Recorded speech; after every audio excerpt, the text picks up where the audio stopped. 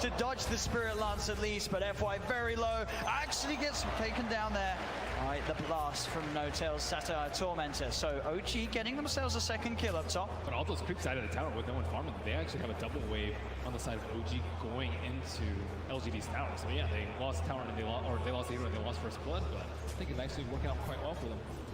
And we're seeing what pretty much is expected as well down on the bottom lane at the moment. Seb having that favorable matchup. 21 for 0 against the 10 for 1. He's just creep cutting and pulling it into the jungle, so he's actually farming just a bit more than that Brewmaster. I like the Jarex instantly reacted and just went top. And let's see what they can do with this. They've got a triple wave coming under here too, so Ame might struggle a bit to get these last hits if OG plays aggressive, which they are immediately. FY pops the shards out. Anna looking to get himself straight on top of Ame. Jarex is there with the tether onto Anna. No-Tail in trouble as the three of PSG LGD focus down the Chen and take the kill. Now with the snowball, they head over to Jarex as Anna. Jarex, they're potentially in trouble. The fair fire from Jarex, healing Anna up a little bit. Jarex trying to look for the body blocks. The nuke damage from Ame not enough to kill off the PL as Jarex with the tether gets himself out as well. But mid indeed, Somnus diving in Thompson. He's got the cold snap. The tower heading into Somnus as well, but Somnus gets the final touch, gets the kill. He has got a fairy fire and stick charges as well if needed. He doesn't even need to. The Tango regen enough as Somnus gets the solo kill. Whoa! Woo! He's got his sunglasses on today. Just too much pressure coming out up top right now. It's really hurting Thompson's lane. This Bloodseeker's almost level 5 to a level 3 Invoker. Yeah, Thompson's just really struggling with the CS too. Yeah. Quelling Blade and the Blood Rage is not enough. I mean, he does like the pause Wex, but really struggles with the early phases in the game. Right, so it's just he's sitting at like 100 damage or more on the Bloodseeker, not even including the Quelling Blade. So Thompson walks up, actually gets caught by the Blood Rage. He does. He walks into the Blood Rage. Now Somnus is just looking to chase him down as, oh no! Thompson making a huge mistake in that middle lane. Top lane, No-Tail will go down. Xana, we're going to fight back, trying to chase down FY. They get the Satire Tormentor blast, the Spirit Lance as well as FY will fall. OG get a trade up top. But that middle lane indeed at Thompson, it looked like he felt that he could move up the ramp out of the Blood Right in time.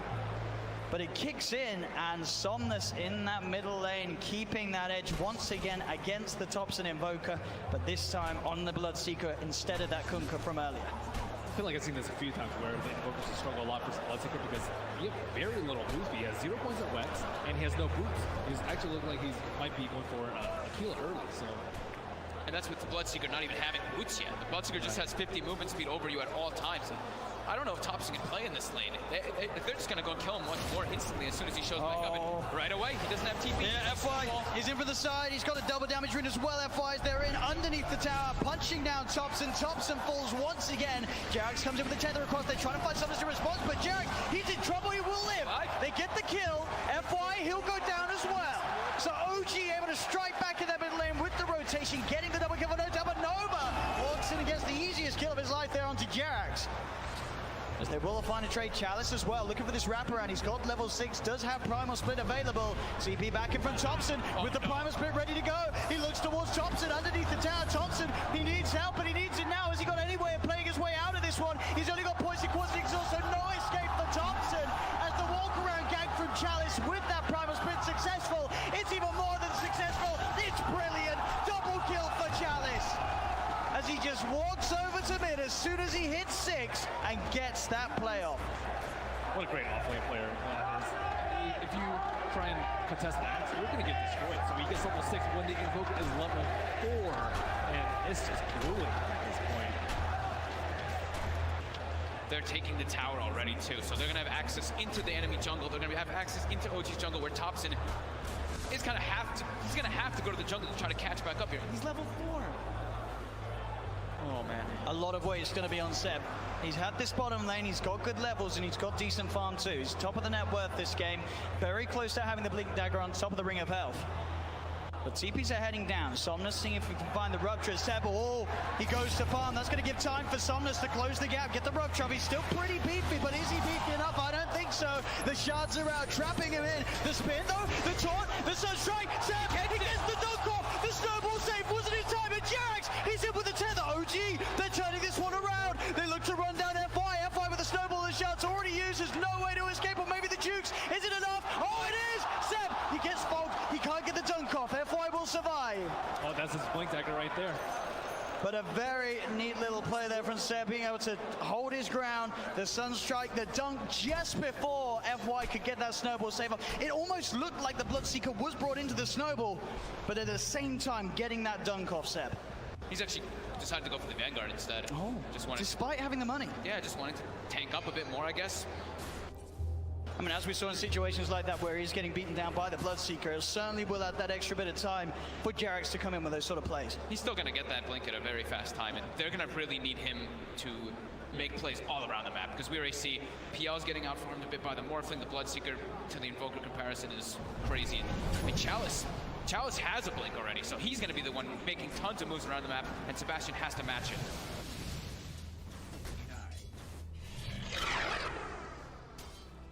This Bloodseeker certainly going to become a big issue unless Seb can come in with the plays. And Thompson's, he's full committed on Exord for now. He is 3 points in, not having any in Wex. Ame has to be careful there. They do have those deep wards down, and he was walking around on 1 HP, so he has to be aware of the Sunstrike potential coming from Thompson.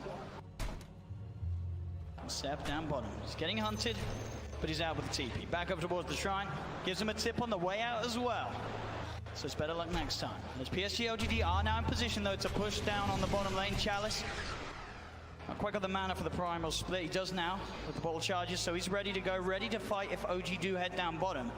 But it's top lane, in fact, where Ana and Jarex are placed, and it looks like OG are unlikely to come down to here, at least before Seb has his Blink Dagger finished. OG's not able to really set up to push towers too well. They've got a Chen. They want to be able to take some more building advantage versus LGD's lineup, but it's LGD constantly knocking on their buildings. And they're also under-leveled on the side of OG, really struggling. That Invoker just hit level 6, Chen's still level 4, as is the IO. So much weight going to be in this Axe's shoulders.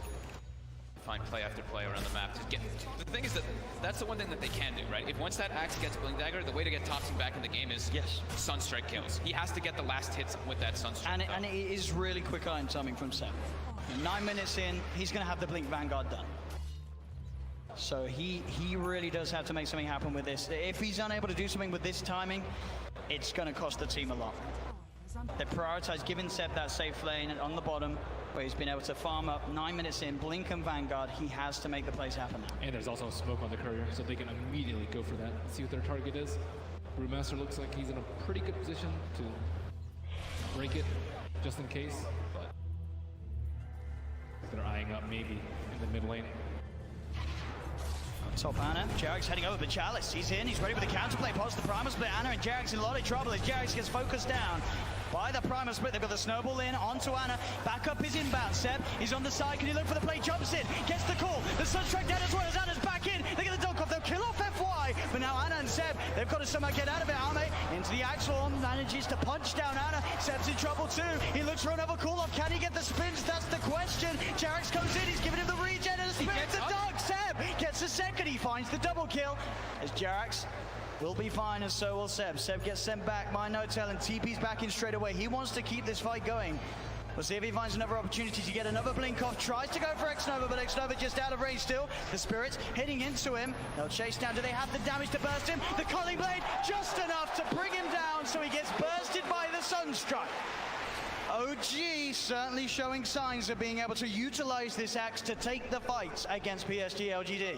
Some small signs of life. Thompson, thankfully, actually like that. That dunk is great. Sure, he doesn't get the last hit, but it gives it to the Invoker. He needs to get these kills to catch back up in levels in particular. Because the gold wasn't so much that the Invoker got, but it's all about getting levels up on this hero right now.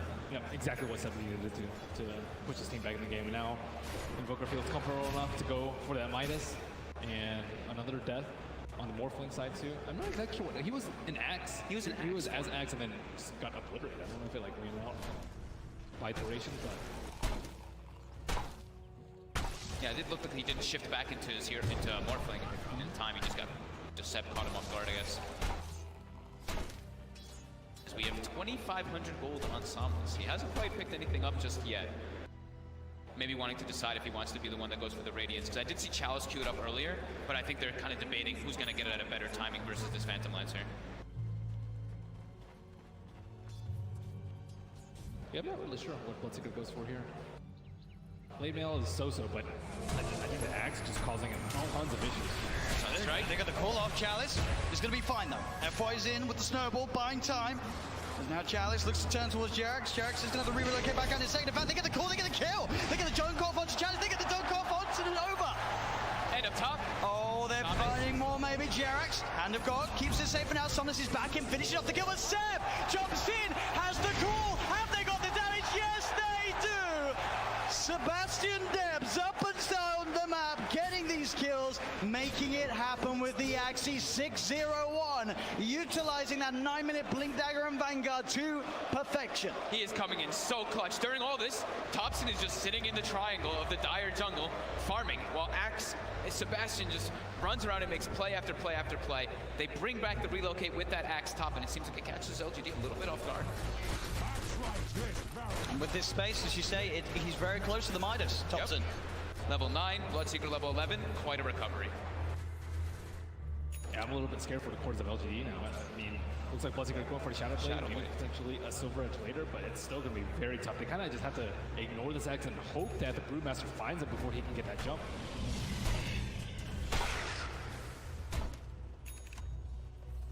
2K lead now for OG. We say with that Midas on Thompson, as long as they can keep making the space for him, he's going to be able to farm at a pace that will allow him to catch back up with the cores of PSG LGD. On OG, they have a lot of ways. With the Axe, they have so many ways. It's actually like a team fighter and also a pickoff hero. While on LGD, their team fight is pretty reliant on the Brewmaster having his ulti up. Besides that, they're just a lot about pickoffs. So OG does have a little bit of a window here with this level 13 Axe. To reveal it from Somnus, straight in onto Anna. Anna's got the doppelganger, gets himself out of the blood right, goes for the TP away, but the snowball's there from FY.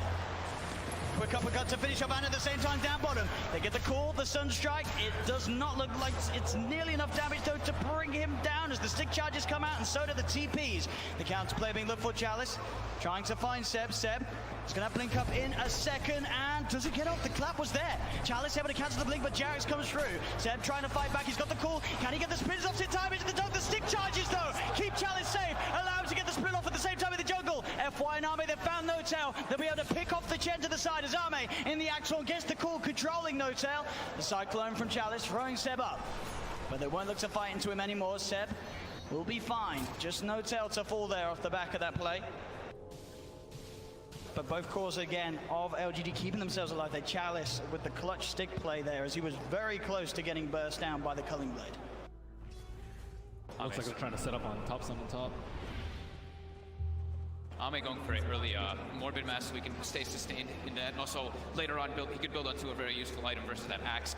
You expect that the Axe is going to have a Blade Mail pretty early in this game, and Morphling very susceptible to a Blink Axe. Jerax, that's the bait play. They get the call onto the two of them. Seb jumps in, the Sun strikes down, the stun as well, the micro play. They've got the lockdown onto both of them. Somnus falls as well. No-Tail with his army of creeps, holding them down, getting the 2 kills. They just can't fight into Seb right now. He's everywhere. He's got bounties, he's just all around the map with the relocate, and every time they fight into him, they lose. And that Blade Mail's getting dangerously close as well for Seb. He can kill the Bloodseeker as well as the Morphling pretty much any time that he fights them around the map with his Blade Mail.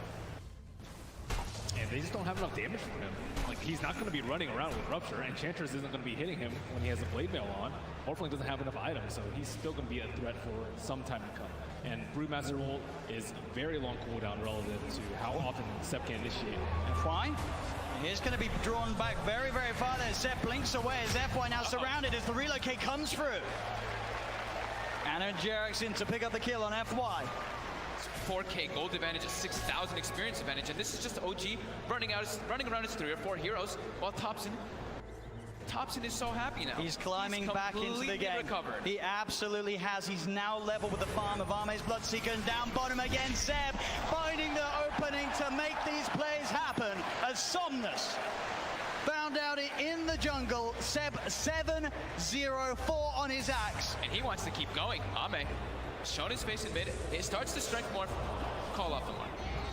Space is there for them to push down on this tier 1 mid. TP coming in from Chalice. He's got the primal split available. Arme looking to kick the fight off. Wave forms forward. Chalice jumps in with the clap. Holding off on the primal split for now. Now lets it out. Seb tries for the call, but the primal split's already there. X-Nova with a wraparound. The impetus onto No-Tail. No-Tail's gone. Cyclone sending Seb out of the fight at the moment. Up into the air. Arme in the escort tries to surround, but Seb gets the blink off. Away from Arme. The shards are down. Seb tethered up by Jerax. Seb walking back in. Tries for the call. FI goes for the snowball across towards Jerax. But now the TP. Thompson's in. Looks for the combo onto Arme, but Arme is back into the morphing. Starts to attribute shift back into strength. FY uppercut on Thompson. Jerax tethers across. Keeping this man alive as Anna. Running herself away from Chalice. Chalice trying to find Jerax. As Jerax is into the trees. You've got Seb as well. Looking for Somnus, but Somnus has the damage. They're on top of Jerax. Somnus gets the triple kill. Maybe even more as Anna now all alone. No-Tail's trying to come across to help him. Anna turning towards Nova. He's stuck in there with him as Anna will possibly find Nova. He does. He's going to have Doppelganger back up in a second, but the Blood Bright, is it there in time? It's not. Doppelganger's back up. He could jump out. Looks towards Chalice. Spirit Lines finishes Chalice off. Anna gets another. Somnus did find No-Tail, but Anna's still going. Can Somnus kill it? The Doppelganger's there. Anna trying to phantom rush himself away, but Somnus able to change the diffusal lane on Somnus over FY with the shards. Shoves an igloo into the backside of Anna as he takes him down. What a comeback there from LGD from the start of the fight. Pretty interesting stuff to point out too. I saw Chalice jump. You saw he hesitated on his ulti. He actually killed the creep, hit level 12, skilled up the primal split, so when he went in, he actually had the higher level of the ult, so he got a Cyclone in the backlines on the Phantom Lantern, delayed the fight a bit, but Ana showed up with that defusal, got a couple kills, but Somnus, the big winner in that fight, cleaning up almost everybody. He killed Thompson as soon as he showed. Thompson, yeah, he's farmed, but he still has no defensive items. He just gets ruptured and run down by this Bloodseeker, and Somnus wasn't able to run around the backlines with the Shadow Blade. He had Let's see if they can make something happen with this smoke play. Seb is in onto Nova with the Sunstrike. It's the burst damage enough. It's more than enough. Max Exort. As they're now set up to push onto that tier 1 tower mid, OG. Taking the one down bottom. And they should be able to find this one too. Primal split is up if Chalice wants to look to join to the fight. But they'll let that one go, PSG LGD, as OG claim the tower. I think they're going to wait until the Bloodseeker has BKB in particular for the next fights, because when he has that, he's going to have so much more freedom to take out the IO, go for the backlines onto the Invoker, and not have to worry so much about that PL. He still really has to watch out for Seb on that Axe, though. They're relocating around a little bit, just using it to push out the lanes. Jerax was in the jungle, but they're forcing out the lanes a lot so that Axe does have these opportunities while LGD are still farming for the BKBs. Morphling is also, he did have it queued up, but it looks like he's actually going for a defusal next. I'm going to see a replay on this once more. Again, sort of the issue when Somnus is enabled in terms of being able to just run rampant around the fights as he did, getting that triple kill. And Anna does a very good job, of course, of picking some kills up in return. But at the end of the day, the Bloodseeker is just too strong at this stage of the game, and if they cannot burst him, get that jump on him to start the fight off. He took out half of No-Tail's health in one hit. There they go. FY looking to lead him pretty deep here with the snowball onto Thompson. Chalice jumps forward as well. They're trying to burst him, but Thompson gets the tornado, the MP out as well. But Chalice is already there with the primal split, so he can stand his ground and finish off the Invoker. Next couple of minutes, though, will be a good time for them to fight. I think without the Brewmaster there, the Cyclone, the Axe, I think that Seb will be able to destroy them in the fights. So this is a pretty good window for them if they want to try and force an objective. I'm still curious about that defusal pickup with Morphling. I guess maybe he's planning on replicating into the Phantom Lantern for a lot of these fights. Very quick snowball by FY. FY actually has a Blink Dagger finished up on himself, so they actually have a pretty good way to counter that Axe call now in the fights for LGD. But right now, without Primal split down, I do think it is OG's time to try to make some moves and capitalize on LGD while they're split up. I've got to try and find that blink call before the BKB is popped by Somnus, as he is ready with it. Zana getting space down bottom, only Arme down here to keep tabs on him. And a very close game, 21-19, 21 minutes in. Less than a 1K advantage for OG, as they did get ahead after recovering the lanes, but now PSG LGD catching back up. They're starting on Roche right now. It's not the easiest race, but No-Tail does have the Medallion of Courage, but yeah, they use the Brewmaster ulti to secure the Invoker kill, but if you're trading that for an Aegis, I think that's well worth it for OG, but certainly LGD aren't going to let it go down with that fight. OG, they will jump in, they get the call onto X-Nova, the EMP down as well as Thompson moves him the combo. X-Nova does get the heal off and is able to back away. Now start throwing impetus in onto Seb. The Tornado is going to be blocked off by Somnus. With the BKB, another call comes out from Seb. The Sunstrike from Thompson did find the kill on X-Nova. The send back on Seb, keeping him safe. Seb back to base, TP's back towards the shrine immediately. As OG, they remember up and Anna. Somnus. He's on top of Somnus. The BKB, of course, now one off, but they'll find Somnus as well. A double kill for Thompson as OG take a successful fight around the pit. They're at a 74% win probability now on Dota Plus. As OG, with those kills, go back towards the Roshan. There's a regen room waiting here for them as well. As this Rosh will go their way. OG regaining that lead that they created. I love how adamant Seb was about just making the fight happen, right? They know the Primal Split is down. They saw Morphling down bottom, Split pushing too, so they're like, we have to make a fight happen so that they can't actually zone us out of this Rosh pit in this time when we've got our window. LGD, they're just very dependent on this Primal Split steal here for the fights. As it looks like it's going to be Radiance, as we were mentioning earlier, for Chalice to deal with that PL illusions. Yeah, Thompson's more than online with that Axe. It's been up for a couple minutes. Axe also going for the Shadow Blade so he can get more pickoffs around the map. I mean, BKB is not super great versus the Axe, so that's one of my primary concerns with the cores of LGD. Especially if you have Blood Rage on you. That's a scary part if you're Somnus.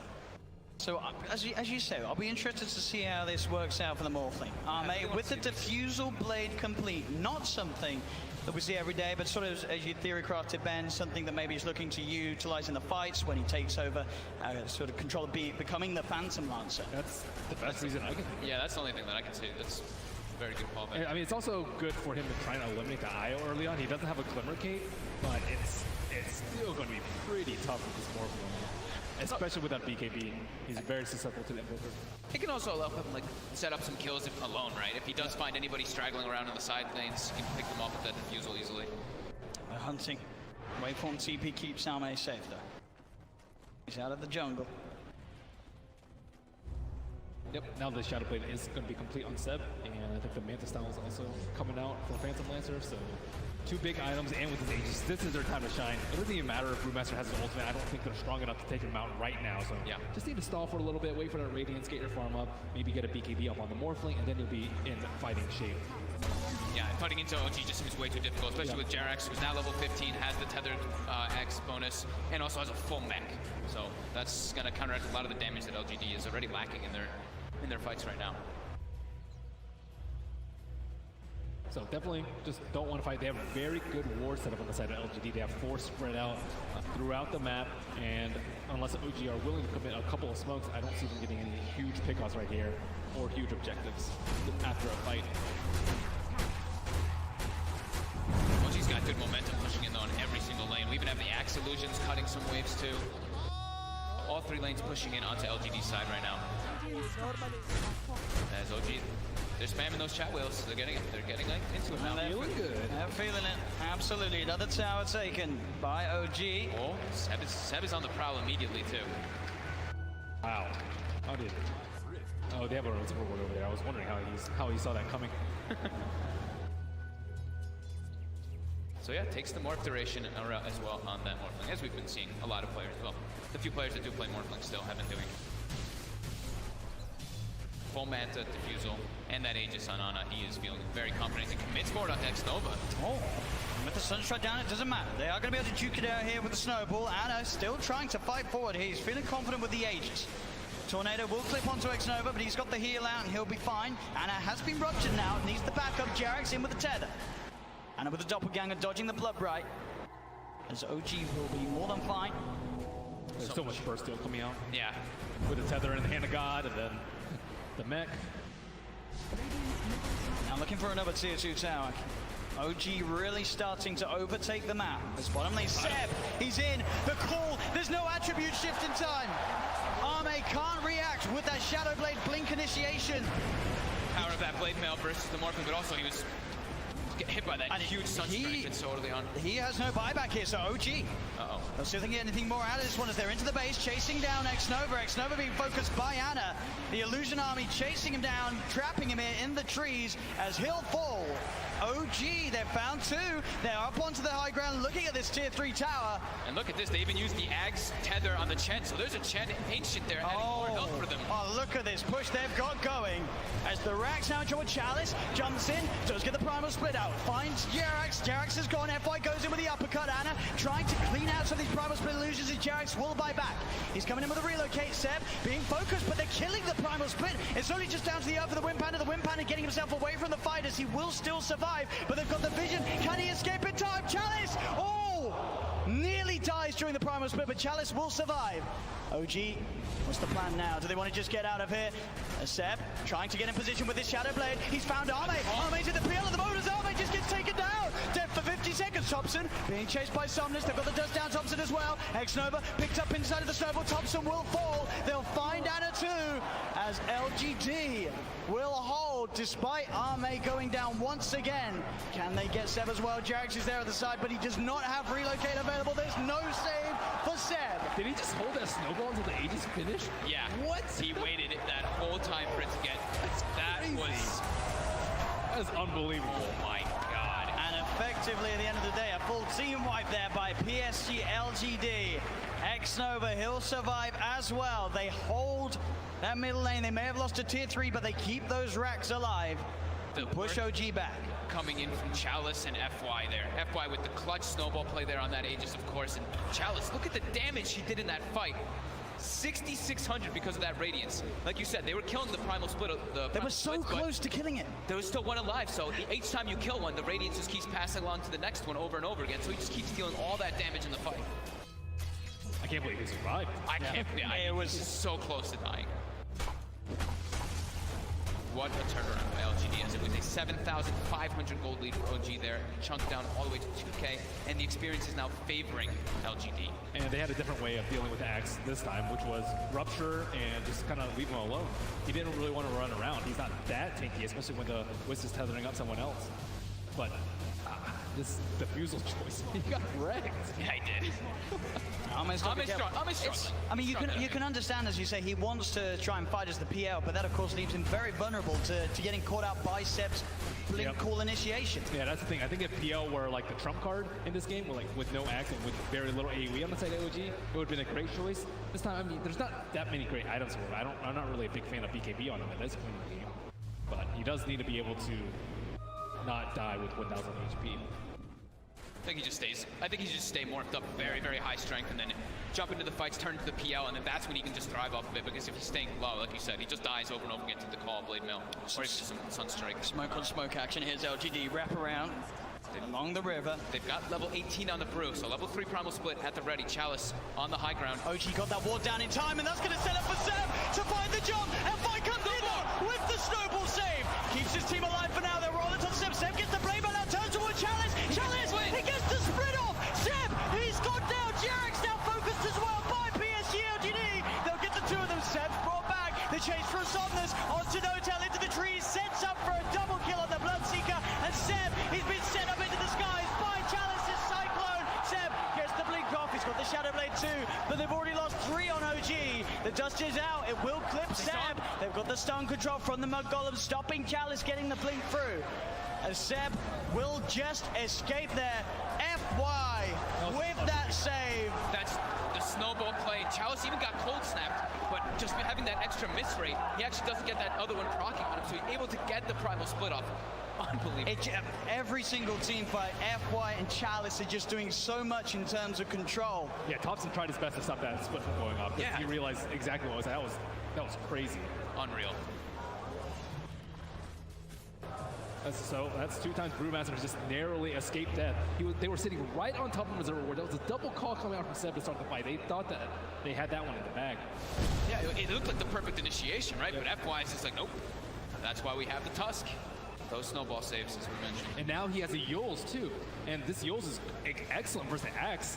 So look at this again. I mean, that ward, Look at this beauty. it looked perfect, but FY in with that save, taking them out of the combo. Thompson, it just set up for the follow-up. And again, as always, Chalice getting that split off just in time. And at that point, it was pretty much impossible for OG to take the fight back around in their favor. You see Seb buyback straight away, but he's already losing the rest of his team. It looks like he didn't even have vision on maybe there. He was shadow bladed it up and was still able to get the call out on him. Just needed a tiny bit more burst. And immediately, because of that play as well, you see PSG LGD dewarding that area of the map. Dewarding the whole, their whole side of the map even. They're just like, we do not want this axe with shadow. Look how many sentries. What is it? 1, 2, 3, 4, 5, 6, 7, 9, 10 sentries placed around? Xnova is like, I've got treads, I'm happy, I will buy sentries and observers. That guy does not mess around. He still does a fair amount of damage too, only with his treads. I mean, if he can also just even enchant a PL illusion, he can start his own army going in a lot of these fights too. We haven't seen happen too much, but... They're trying really hard to kill these ancient creeps, but... He gets out in time. The Dragon. It's bottom. They want to fight this. They've found FY, Seb. They're going to close the gap. The sun strikes down, but it's off the point. They'll still get the call off, though. Dragging FY back into the clutches of them as they find the Tusk. It's still going to be tough for Seb, though. I think the Tusk was looking for enough gold to buy Shadow Blade. He's already very, very far from the SIGULs. It's pretty much a mandatory BKB call coming out for Max now. When he started out the fight, forget about the snowball. Seb. Yeah, I mean they need that BKB on the axe now, so that he doesn't get disabled before he gets those jumps off. But even if he has a BKB, they can still get snowball. It's really hard for Seb right now, especially if FY continues to play the way he has been. I think they have to find a way to get the back line. They have to find this Tusk in these fights while they do the initiation at the same time as the axe. I think it's up to Thompson to really find that opportunity. It's very tough for him, though. Him and the PL have to try to cause some distraction so Seb can get that call off successfully. It looks like Tusk is actually, he's swapped up his build. He wants to go for an Aeon Disc as opposed to a Shadow Blade that he just had a quick buy. Maybe just thinking along the same that you were, Fog. If they jump him, it might be over. Yeah, this is going to be able to dispel it, and he's going to be able to still go for that opportunity too. Once that Aeon Disc procs, he can even get the blink off afterwards if they can't deal damage to him in time. Once it, since he can't take damage there in Aeon Disc. I mean, as this game does go on, I mean, we're already at the 33-minute mark at the moment. Does one sort of lineup come out ahead in the late game in sort of your eyes? It's kind of hard to say because of how much work the Chalice is putting. I'd say probably LGD just because this Brewmaster's had such impeccable performance. See mid, can they get the jump? Anna's going to show himself. Somnus pops the Shadow Blade, turns with the Rupture. Chalice goes in with the jump, pops the BKB. Starts to punch into Anna, the blood rises down. Anna getting silenced, still be able to man to start it off. Starts to back away, the Sunstrike on Xnova, but it's off the point. Xnova will survive. Anna getting focused, Thompson trying to come into for the side with the combo, but the snowball again from FY, buying time for Somnus. He looks towards Seb, but he just beats into the blade belt. Seb's able to turn and get the kill. There'll be the buyback for the Bloodseeker. Anna trying to hold still, but Chalice, he's got his number. He knows exactly which one he is, Anna. Looking to double again, it does manage to get up to the high ground, but Somnus with the buyback, he's there, ready to claim the kill. Those two are dead without buyback. They're down for 80 seconds. There's a Roche available too here for LGD. Thompson's immediately down bottom. Also pushing in. Look at this army. He's got that extra Forge Spirit summoned, and indeed with the Ancient Black Dragon, the Mug Golem, and the Cobalt, they're in. They're pushing in. Yeah. They have to bring Chalice down here. He's the only one with the TP on his core heroes. They get the jump. They've got the dust. Thompson can play his way out of this FY with the control. Meaning the Jerax cannot save him in time, as Jerax will TP out. No Tail as well. And will get away. Look at Roche. PSG, LGD. They'll take the chip. There we go. And Morplin's finally at that area of HP where he's comfortable. He can do a lot of damage and still be relatively tanky and not die in a call. Seb has not been able to get these clean calls. He still does not have his BKB. He's had so many items, but that is the one key one he's been missing. Roll, especially from OG. How many chickens have died on this spot? Got to be careful. Looks like Xnova's not going to be patient enough. The courier's starting to move up, but he's headed away from that mid lane as he'll look towards the top, as it seems, to join forces with FY and Arme, making sure that the Morphling can find the farm against Anna's PL in this safe lane. At the same time, TP up from Jerax to join in, tethers across to Anna. And this mid lane, this will certainly be the one to watch. We saw Thompson Invoker already once here in this grand finals, and it did not have a good time. But top lane, the shards from FY out, trapping up Jerax and Notel, but Jerax has got the regen. Penitence from Notel onto FY will force back the Tusk. But this mid lane matchup, should this go better for Thompson than it did when he played against Somnus' Kunk? Yeah, there's no way for him to kill the Force Spear super easily, so he can actually use it this time. And I mean, he shouldn't get destroyed like last time.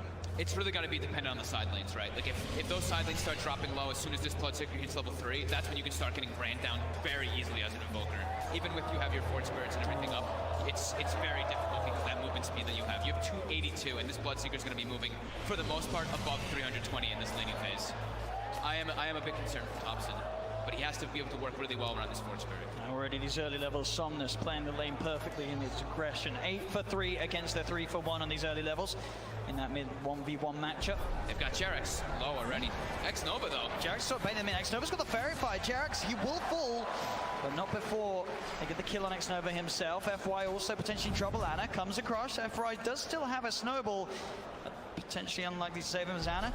Surely wants to still chase, and indeed rushes forward. There's Jarex with the tether. He's got the snowball to dodge the Spirit Lance at least, but FY very low. Actually gets taken down there. Alright, the blast from No-Tail's Satire Tormentor. So OG getting themselves a second kill up top. But all those creeps out of the tower with no one farming, they actually have a double wave on the side of OG going into LGB's tower. So yeah, they lost tower and they lost the hero and they lost first blood, but I think it actually worked out.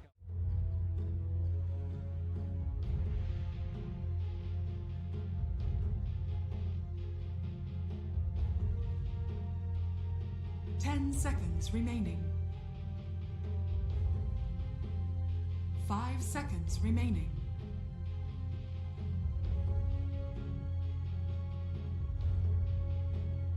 Dire team ban. Radiant team ban.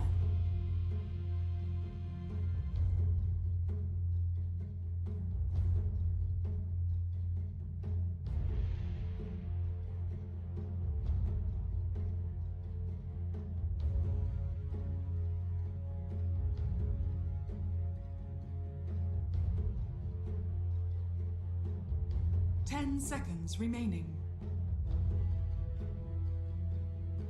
5 seconds remaining.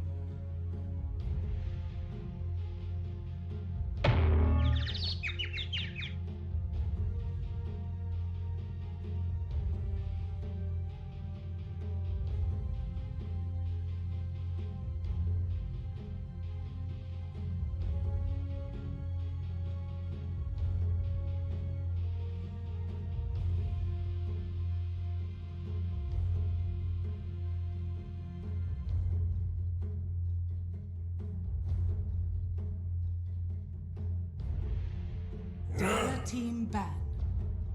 Radiant team ban.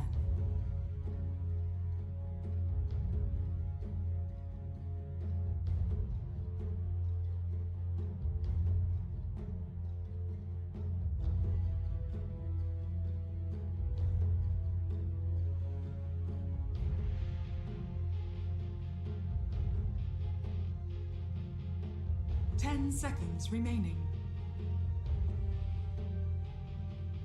5 seconds remaining.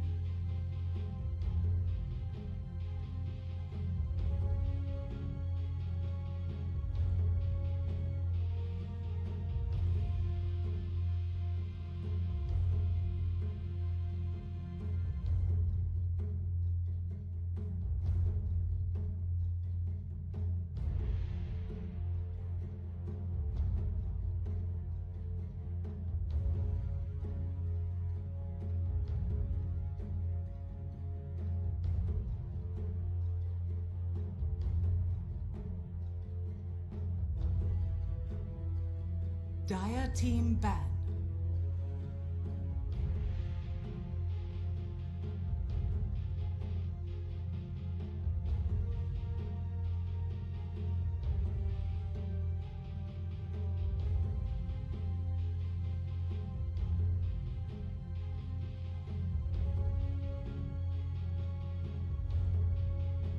Seconds remaining. 5 seconds remaining.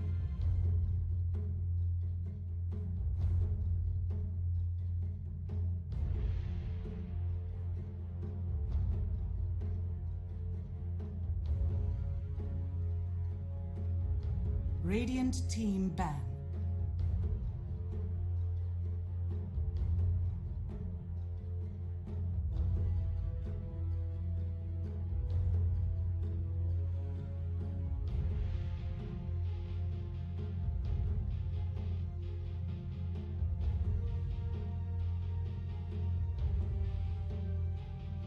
10 seconds remaining. 5 seconds remaining.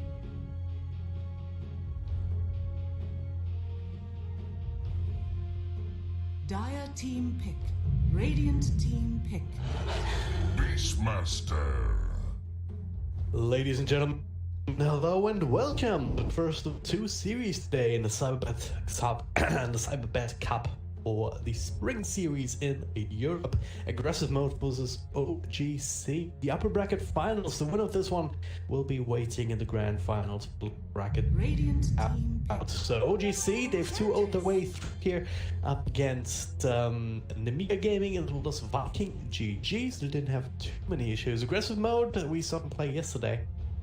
I saw them play yesterday up against Team Unique. That series was a bit, I don't know, that was a bit curious. I just still don't quite know what's with that.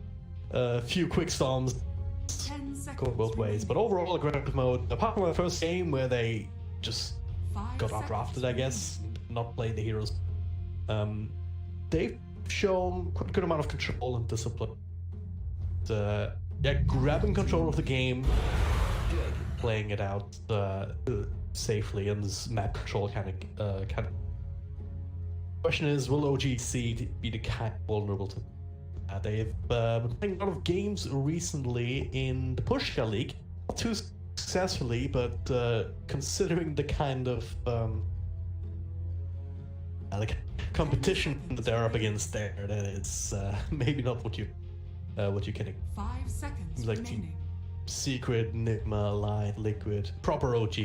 Dire team. Those are top opponents at the best of times. So we'll up against the rapid mode here. They start off with the Beastmaster and the Witch Doctor. T strong, so you got pick. And those are the heroes that lend themselves very well to this kind of 5-man group up push at like in the mid games at some point. You know, you've got the Beastmaster who can maybe even go for the next provokes, so just aura items. You have that attack speed aura, if nothing else. So the point is, you can burn down towers really quickly with that. Witch Doctor, you very potent set of spells which is key to help sustain your push. Cask, of course, situational, but Maledicts can be very powerful together with your ultimate or in conjunction with some very strong safe lane support. What that up with something like a Rev King or whatever you want, really, that has a bit of burst. Maledicts, throw in your spell, and so much. Should make it hard for a lot of offlanes. Aggressive mode though, if you want to send the Dragon Knight there, then it's much of an issue. And chances as well. Not too big of a fan of that particular hero. It's completely annoying against a lot of heroes, against a lot of lanes. Just sitting there and then pressing Q or whatever. It piddles every couple of seconds, doing a ton of damage. But the problem is, she is a very squishy indeed. Her did not have that heal going. Might it be enough to bring it down again in conjunction with see how that ends up. Snapfire, very nice support hero. Mobility stuns always nice. So it does require some extra sort of seeing a couple of to go for. Conjunction with that would be something, boy, they do still have room for 5 seconds remaining. a draft if they want to, but OG.Seed, of course, at in the back of the minds, perhaps.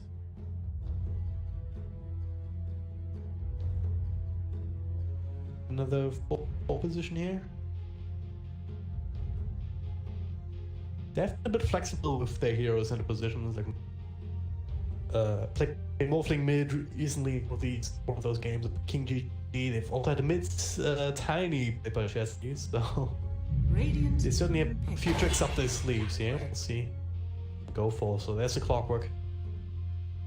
Speaking of tanky support heroes, if I can cookie people out of the cogs, Maybe not always as just secure kills, but that's certainly not also when 10 seconds Dragon Knight remaining. or Enchantress. Maybe not so much, but again, the heals 5 seconds remaining.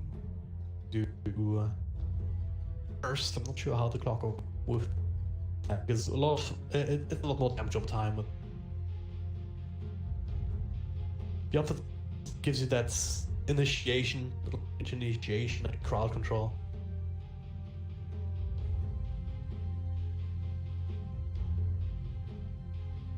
Carry heroes up with them. I mean, there's a lot of already also on the side of OG.Seed, which also is very, very useful if you want to go for some sort of push. You have the Hawk, you have the Rocket players, they're potentially scouting out the aggressive mode, trying to run at you. Dire team pick. I speak for the team. If I understand way, Nature's Prophet though, Aggressive mode, they have got a lot of weird utility here. Bit of extra push, some fairly solid lanes though. And that being said, not sure where this Nature's Prophet is even going to end. 10 seconds remaining. 5 seconds remaining. Put the admit then, Prophet offlane with last, or you're gonna mix things up a little. It's not if you do have the last coming into the draft, reserve that for your mid pick so you can like you have that perfect lane. At the same time, if you have this kind of ambiguity on your lineup already, you have this sort of flexibility. It makes it harder for OG.Seed now to read exactly Radiant team ban. what their lanes are going to be looking like. But yeah, there's Tiny coming in. Again, Chassis has played dead. GG just a few ago.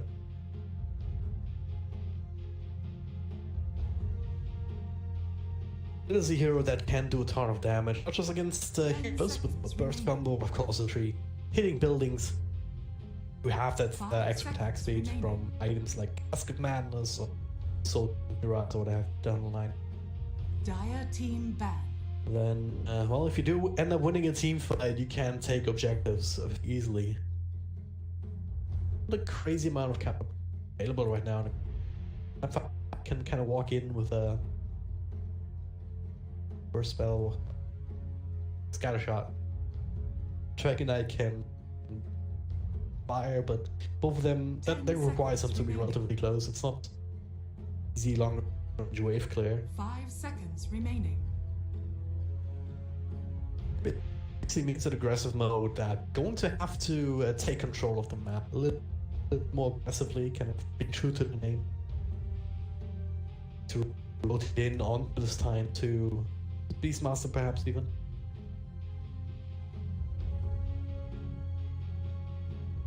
That's a good thing that Tim about Ben was just thinking, wait a second, there's 3 different melee strength heroes here now on the side of OG.Seed, Beastmaster, Aqua, and Tiny. So, yeah, Timbersaw would have probably done wonders for aggressive mode, but they banned that themselves, and it's no danger there for OG.Seed. It could still be something like a Mud King. Dire team pick. That at the same time. There's a few ways that they can catch up to the Clockwork can hook trees, Beast Coast cuts trees, Team pick. take the vision, like as speaking of strength male heroes, there's another one. Oh boy.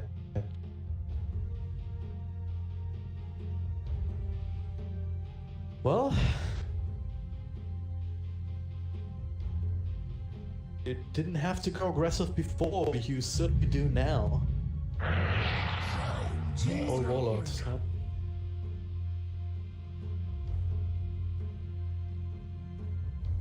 I think they have no profit. Dragon Knight mid. Probably going to be down to Spartan, of course. General to deal with this. I'll take in the top lane again. I would presume. But yeah, the way you need to deal with an alchemist is to twofold. One, you have to try and push him out of the lane, because he's a very, very weak laner, especially in side lanes, because there's more heroes to contend with. In mid, you can kind of play around the acid spray, which is very annoying to stand in, even early on. You get a few levels there, you're not normally fine. In the side lanes, that's less the case. You don't really want to jungle until you get a few levels, and ideally level 6, so you can just health that, and by that point you probably have a soul ring or something to sustain mana. So that's normally the way it goes. So just get your levels in a lane and farm the jungle to get towards your radiance, or maybe you even want to go for the single target. But this one, it's probably a radiance kind of game.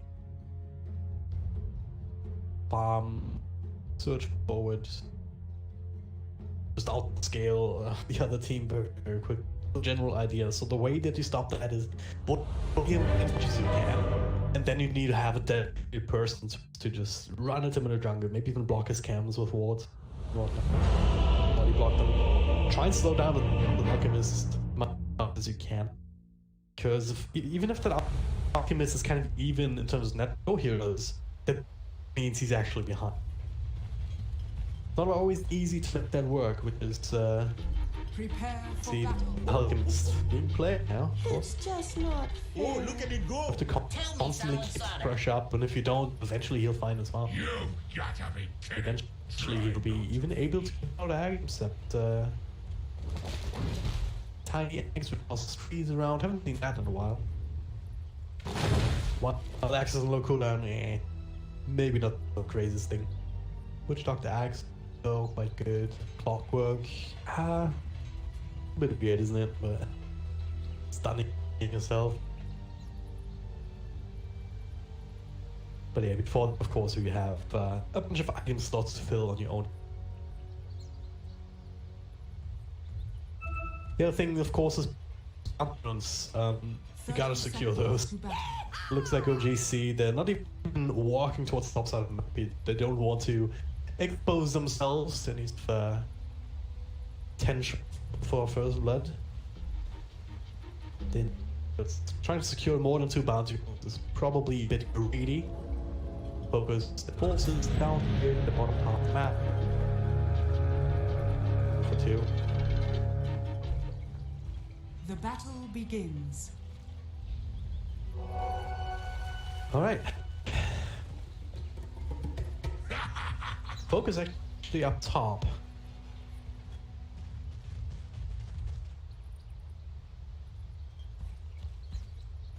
The tower, I think he's still deciding, he's still trying to figure out what kind of lanes you don't necessarily want to deal with the Nature's Prophet, just clicking away at you with these pesky don't have that spray. Not all that easy to farm. Gotta show. Holding some of these creeps. Hexu, a little bit up top. Very well, but you already already used. That'll be okay. Every fire still alive, just trying to buy time, but keeping visions of focus can get the last hit.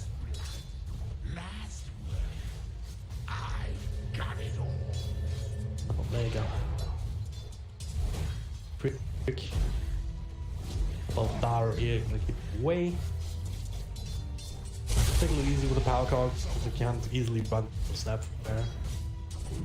So you actually rotate Hexen as well. So got a tri-lane of drone going right now. All they need to focus on right now is trying to get level for the Alchemist, with Z-Freak is also not too both the way. Like he doesn't want to still experience, it can help him. Same time, if they do find an opportunity, could get a punches in and whatnot, but without Maledict, without this is of course, it's very unlikely to take it. Can be some busts here there. For one of the Treants with it. Does it leave us with 2v1 up top, side balls and whatnot? So, it's perfectly capable of dealing with a beast in us, you would think. I'll go both ways. This is probably not pursuer. He's gonna get plenty of assets.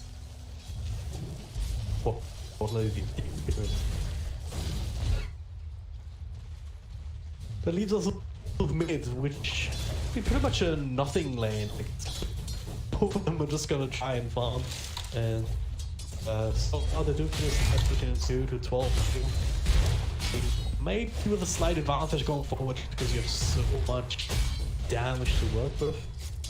Even the breeder part there, which is normally very strong and very good, you're just messing up your opponent's last hits by lowering the damage.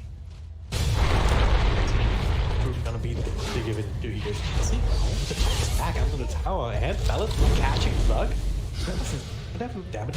Right clicks, body blocks, chassis. Maybe throw the tree. Does indeed. Gets the points up in dragon blood, so that region. Melodic's very, very tapped. A lot of views out of. Nice attack. Also, rotate. That of course the extra space on bottom tower.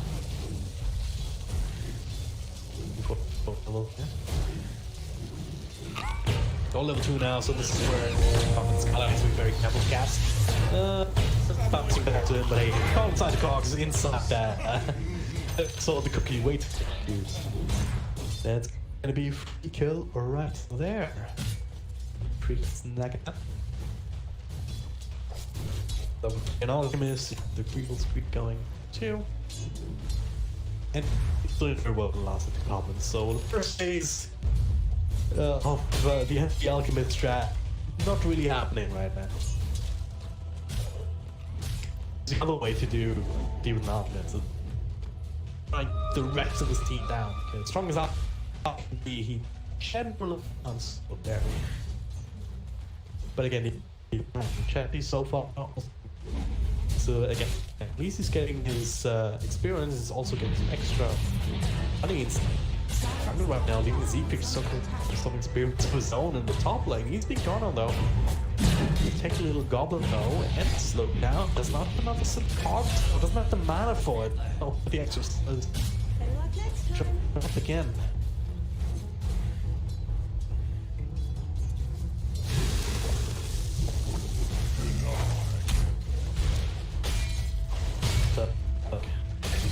Double dragon. Nice. Oh, it actually 2 minutes to find him. Potentially problematic. See, he already started to feed pressure now with like just I click into care about extra time for rest because he has him on combinations to work with now.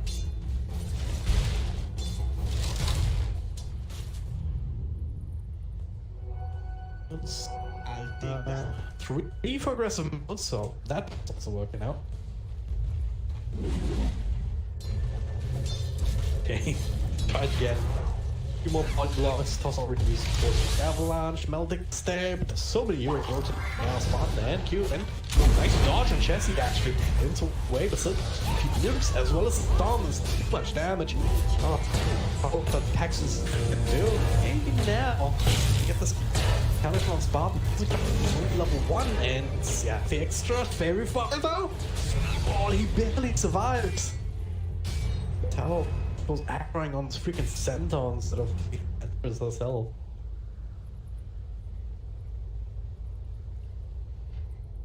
Oh yeah, alright. So far so good.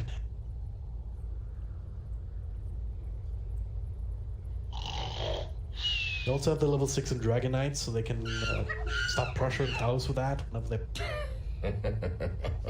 Wouldn't be too surprised to see them play back towards the middle.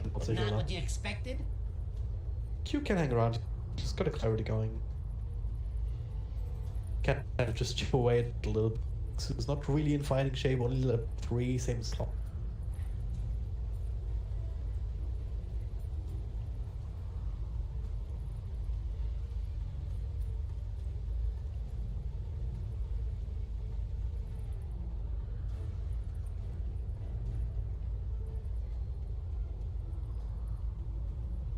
Already lay. See the entire cat and also hearing a lot of pings. Oz.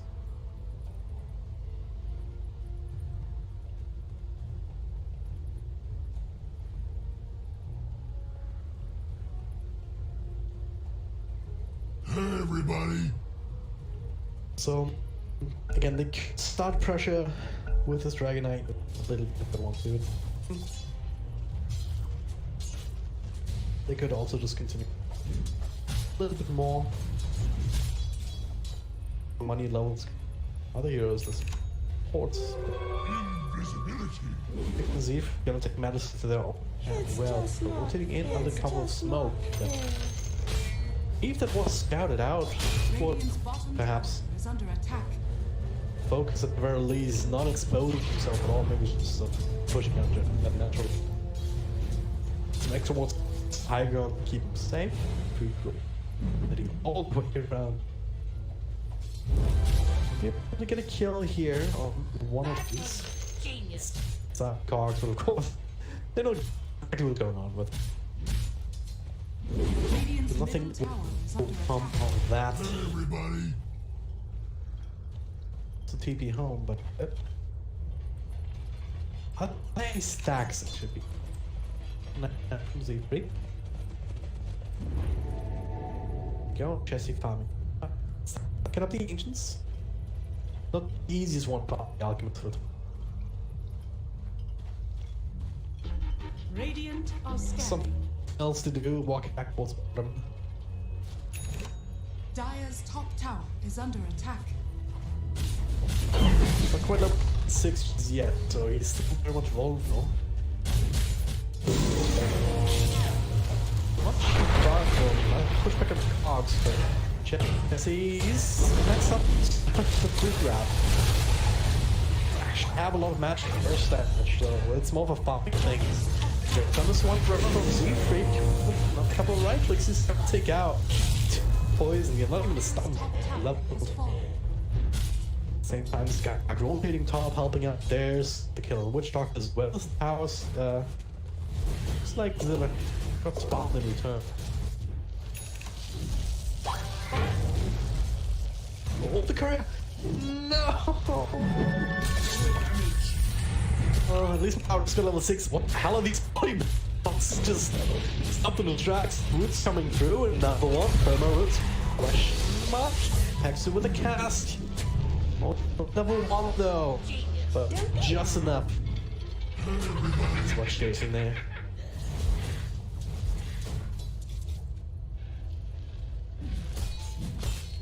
On the jungle.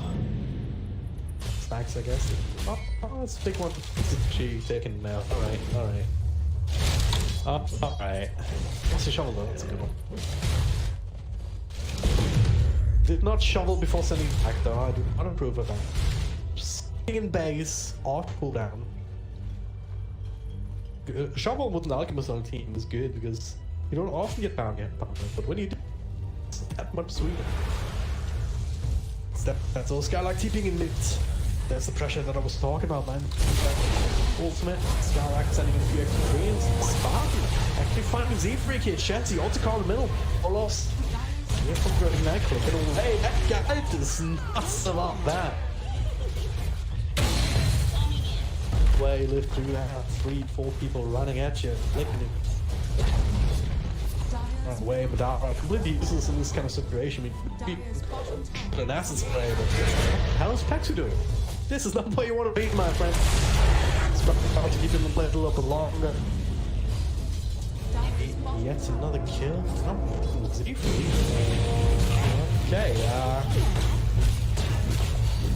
I didn't put outposts.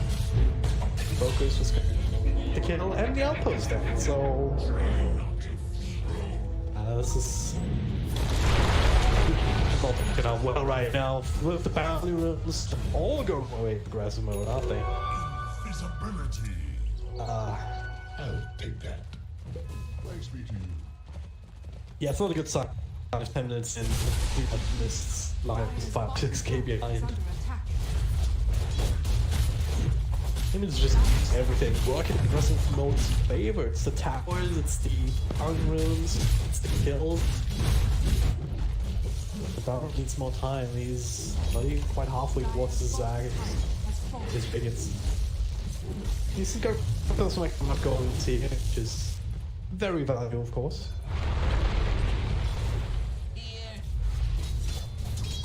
Well, they know exactly how these kind of games are supposed to work. They know exactly that they need to take pace. And right now they have the hero that's very easily. They've got Skylark able to teleport around, spawn trees and push. Rough. Mage also decent move. They have a very tanky Dragon Knight. Could work on his ultimate and even follow. I mean, base boost and Marsha. I mean, Zacians, I can tell it that way.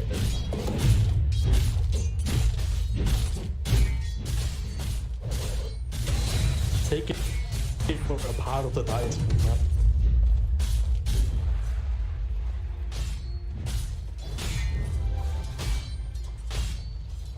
Shetty, well, he's got his map to map, but again, only now son of the avalanche. Gotta wonder if that wasn't too greedy a choice. Get the free grab. That's normally a coming kind of build.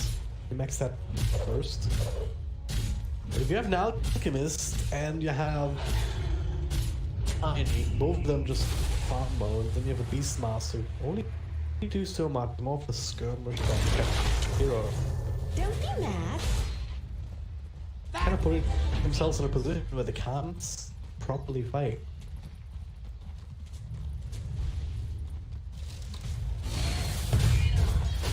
So that much easier for aggressive mode to make these kind of plays and flip confidently down the side of the map and saying, oh, hey, we're just gonna get a tier 2 now. What? Stop this.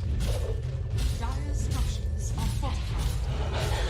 Dire's top tower is under Give away the tier 1 a couple of TP through, but it's C was playing for smoke up, Dark actually caught under the tower with locks coming through, hacks to.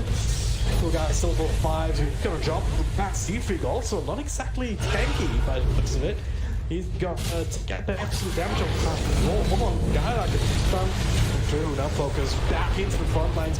But it works. And Sky slowly but surely dropping low on low. Trade, what what cost? 1, 2, 3, 4. They get that Helmet smash. What a goal, that's the helm creep.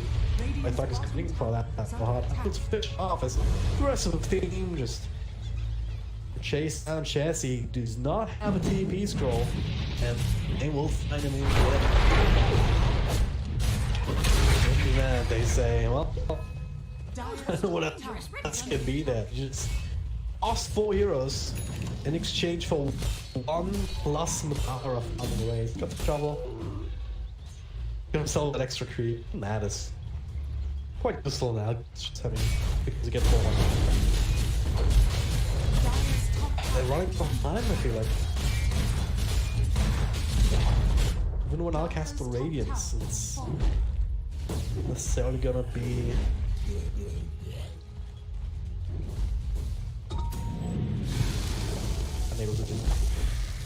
unable to get it going. Morris didn't want to aggro immediately, so fortunate. Excellent. That's still over 5. That's gonna bounce a little bit, but that's just a free pickoff. Not even worth all that much. Gold. Over with Spartanus, and now smoke up on the higher ground. Drawing the line. We want to find more heroes. Maybe some Roshan. Spartan dropping the wards. The roar into the shot. Alright, they really don't like him. They should have enough Percy despite the it's still only number 1. That is a kill. That's feeling too comfortable. Just actually going for this Roshan. Zephyr walking in. Don't be mad. Queuing the runes. Again, all 4 going the way of aggressive mode. Thug with the presence of mind to say, alright. You guys distract them, make them think we go for Roche.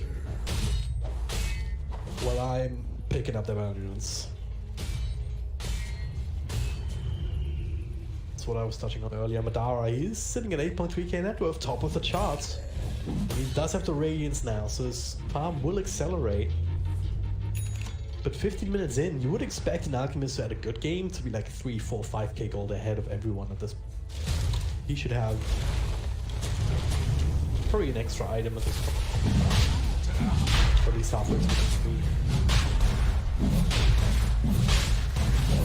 Like if Alchemist has a good time, because he gets a few items on his team and whatnot, you can get your Radiant like 10, 11, 12 ring. Radiant's bottom With some tower intermediary is under items like attack. treads.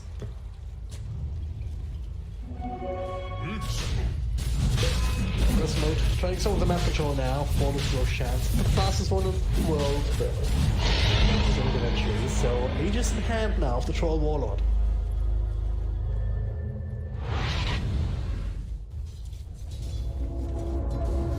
The question becomes, where do we want to go? We want to try and fight around this Alchemist. Still try and burst them down, like on level 11. The one chemical rage is something that you can out DPS. Try hard enough.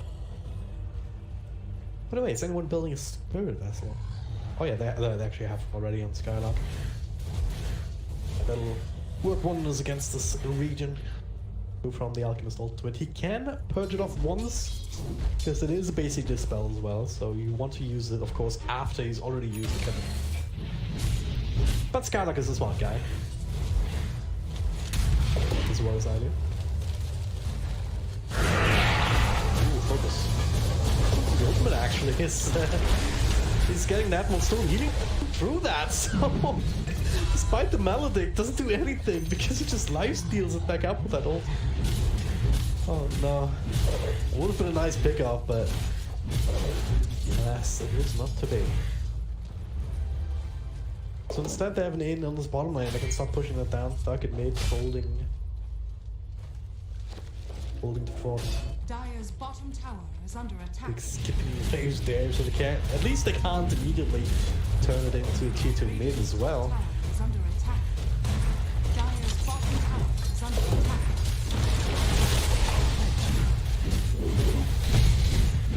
Without the Beastmaster, it's just... Dire's bottom tower has fallen. never mind. Got confused there for a little bit.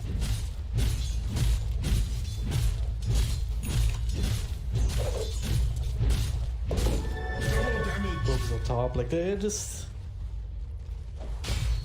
not giving them an inch.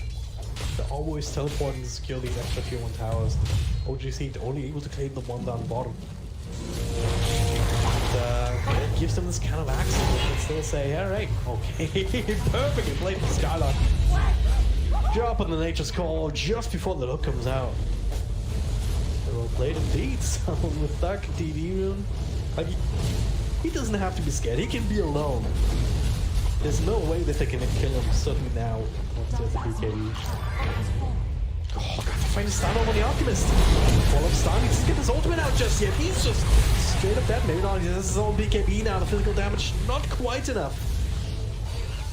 Oh, that would have been quite a play now, Spartan. Well, that's Witch Doctor ult interrupted the Paxton, will get his life for Spartan with the heal seed. Ought to be fine despite the Maledicts, not enough damage. A bit of casualty instead, but damn, they could have gotten the kill on Madara. That would have been something. Oh no, I don't know that he had buyback, he just finished up the BKB. Now that's on cooldown, plus again in Rage 2, so they still have an opportunity here to straight up use that Aegis. Use the last bit of that Dragon Form to get some damage over time in on this tower. Jesse trying to go for its cheeky fast face. What the hell? Spartan just dies to the tower, alright.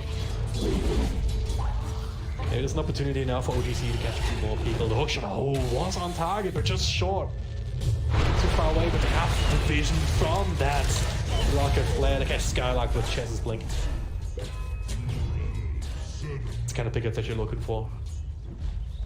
Proper core, now into some map control. Finally, they secure some bounty rules for a change. Still have a shovel on someone. Radiant's middle tower is under attack. Okay. Yeah, okay, Witch Doctor.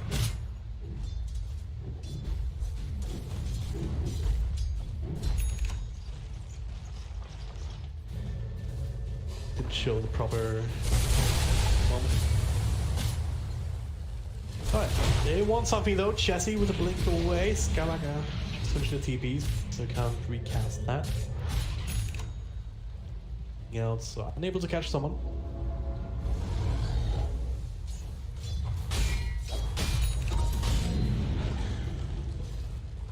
Getting to a point where Alchemist starts to become a force to be reckoned with. Yes, at BKB, he's going for the Soul Cures next by the looks of it.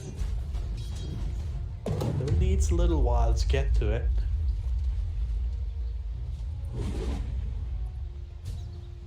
Three mid down, below half health, so that is perhaps an opportunity for aggressive mode to break high ground. Even without the Aegis, it'll be a little bit more dangerous, of course.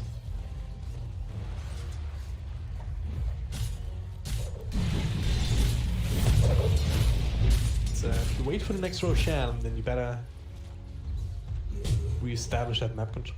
There's a lot of camps that OG.Seed can come. You go for Sanji Nashan. Been a little bit late.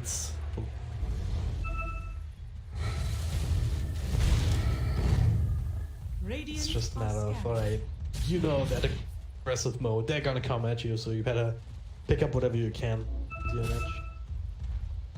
So put all the eggs in the Alchemist basket.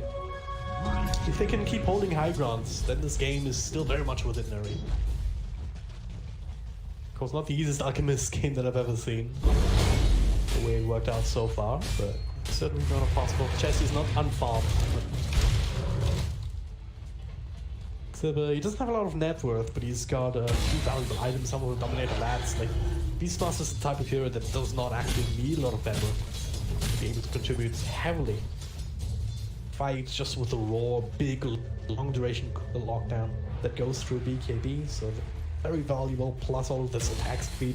And the Vlads, these auras, they're just going to be helping out the Alchemist and Sim, but also Tiny. I mean, attack speed is the one thing that hero lacks, because he puts extra points into growth. But for now, Z-Freak is like, guys, team, I found them. He gets caught out.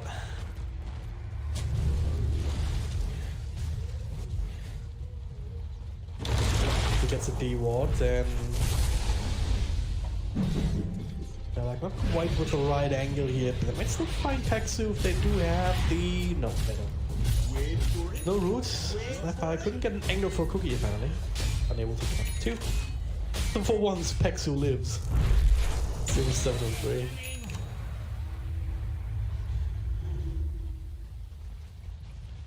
Oof.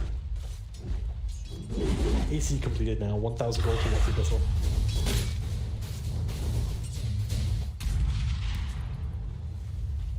Clock is definitely ticking as far as Alchemist is. Crash also queued up for the Troll Warlord. The recipe now, 900. And by that point, Roshan will probably be back up too. May respawn in 10 seconds.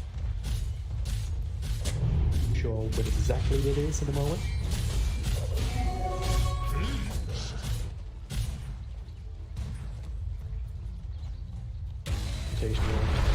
Take matters into their own hands. They find spot and very easy to be bursting down. Dead Enchantress. And relatively quick respawns. About a minute on the clock now. Only 40 seconds left on that.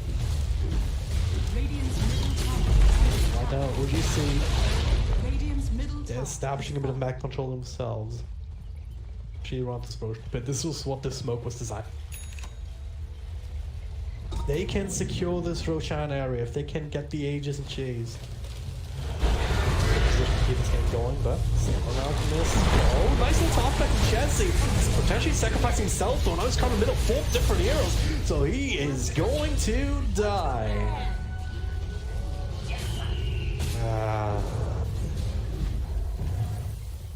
Dara had his ult, he had his BKB. Maybe that was the point where they needed to say, alright, I'm just gonna pop all of that stuff.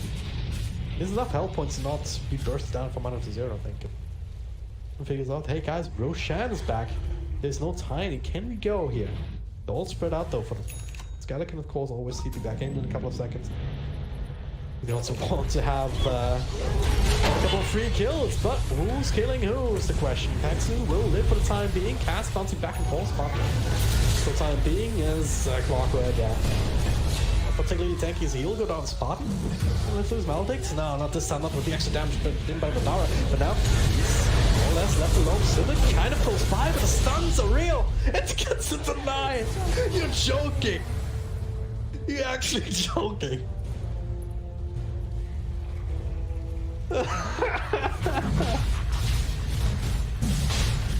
They stun lock him too much. Couldn't throw the concussions instead. It kills him. Alright. Silver linings, ladies and gentlemen. I'm not sure. Still, that's the best sort of outcome to that situation. I'm not sure why he did BKB there. When you're running away. Anyway. Kills a kill. He's off the map for a little bit. More importantly, that secured the Aegis and Cheese, so this kind of fight a little bit too chaotic for OG.Seed. Really take advantage of the kill on the Enchantress, which to be fair is a relatively easy target to burst down despite the braces and whatnot, still only 1200 health points. Ooh. Find you? No, okay. I don't know what that was. No, just Maledict and a couple, I guess, from Madara. Actually, you don't necessarily want to BKB for that. Or ulti. Might want to take a fight. A lot of damage on the game. Does get BKB off though, and now the Rolls control map stun forward, and Seha gets the ultimate out just in time. As now when he played up against the Alchemist, but needs to life some more. Madara is very fast, and the bash and Glimmercade to try and keep him safe, but it's not enough. Him and Skylark both went down just in exchange for packs. Dark with his own BKB, it's going to time out soon. And now the Hunters on Madara with another concoction thrown forward. Troublesome comes in, Chassis, another toss. Double kill for him. Avalanche, a couple of seconds. That'll hook you and everybody. And Skylark actually buying back into this fight, but what can you do? You can stop right clicking a little bit, but they're also tanky now. Without the troll, without this initiation advantage, this is getting pretty damn hard. Dark trying to focus on Z-Freak here, who might very well take out the damage over time. Now the more of this kisses though, everyone's so freaking slow. Chassis all of a sudden, where does Hell points go? They're gone, almost. He's still alive, so Z-Freak somehow. They both live on a sliver of HP. Skylark died back in the middle of all of this. Chassis, oh god. Madara, I didn't even see what happened to him in that fight, but he also lived by the skin of his teeth.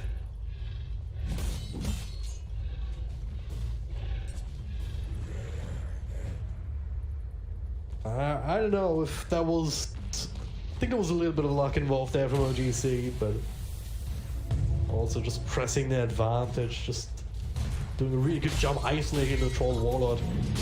And like with Doksha coming in here, the cogs, and then the Troll was caught on the wrong side from his team. I'm looking much weird. Then he's forced to get his ultimate out because the Aegis was wasted a little bit earlier, so he was forced to use the ultimate. He was locked onto Madara, but he's so fast, can't be rooted with his BKB, so he just drags him in even further away from his team. What is the problem with Troll Warlord as a hero? If you don't have some serious control coming from your team as well, he's just being kited.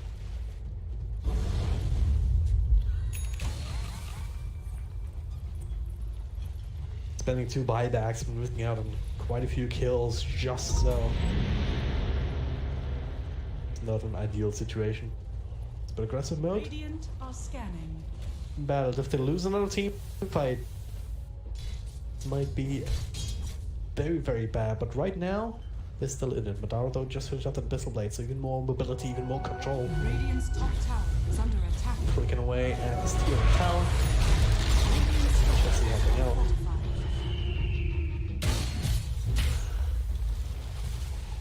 This is where you got a question. Was it the right decision to wait for this Roshan? Should aggressive mode have maybe gone a little bit more aggressive earlier, just try and take advantage of the fact that they've been able to bring down this tier 3 so low. Siege it with a Dragon Knight. Troll Warlord range form.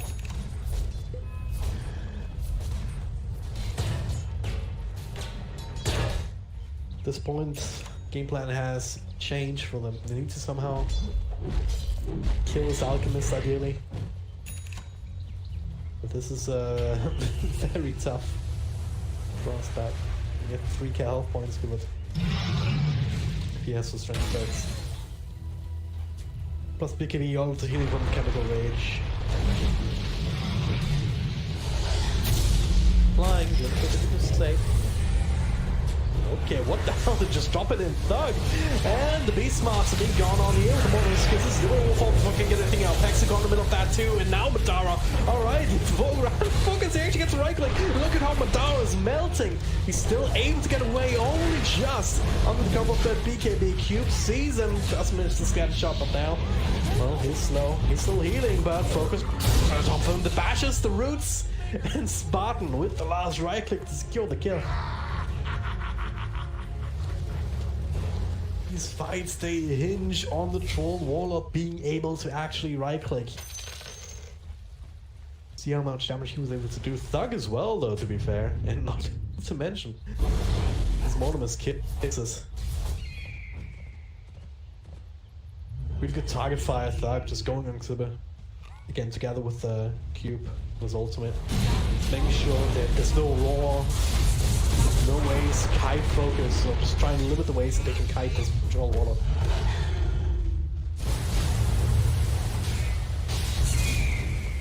Strong as Alchemist is, can't man fight by yourself.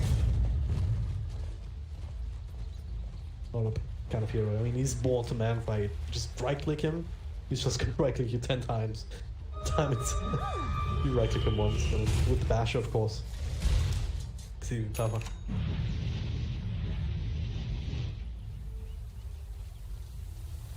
So the pendulum swings again. Both briefly in favor of OG.Seed, but now back in favor of aggressive mode. Experience similar story. Right at that 0 mark. Both of these metrics actually. Alright. Nice catch on Skylark. Already hunting for more, he's still smoked. Drawn, but smoke was gonna expire, so it's sort of clear. Guy like down, you can probably certainly take this T2 down, but I'll pop that ultimate. Radiant structures are fortified. Back position we can push there you go. Right now they only see 2 heroes though, so he does not feel comfortable getting out of those trees.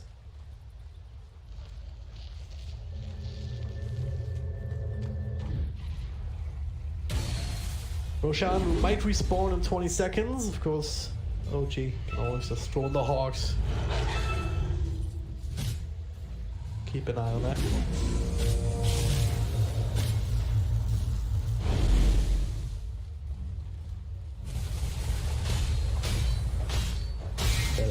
Alright, I mean, didn't see him build it up. I mean, sometimes you see Snapfire just go for these items. It's a team item. Just pipe and gardens and whatnot. No, Cube. That guy doesn't roll that way. I remember that much. Even way back in the day. Like, he's just going in. Snapfire, yeah. That's right up his alley. Of course, it makes Dragon Knight not have to have a blue tag, but for now, okay, Skylar got it again! Almost the same spot. Oh no. I mean, we kind of need him to stay alive for these fights. He's. Radiant's top tower. All the right clicks and all the damage they can get against these very tanky strength. He's holding the Vlad.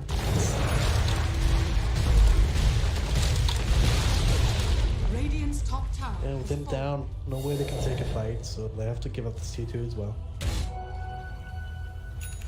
Rune's being picked up at least. Probably the other side. Cube. That one as well.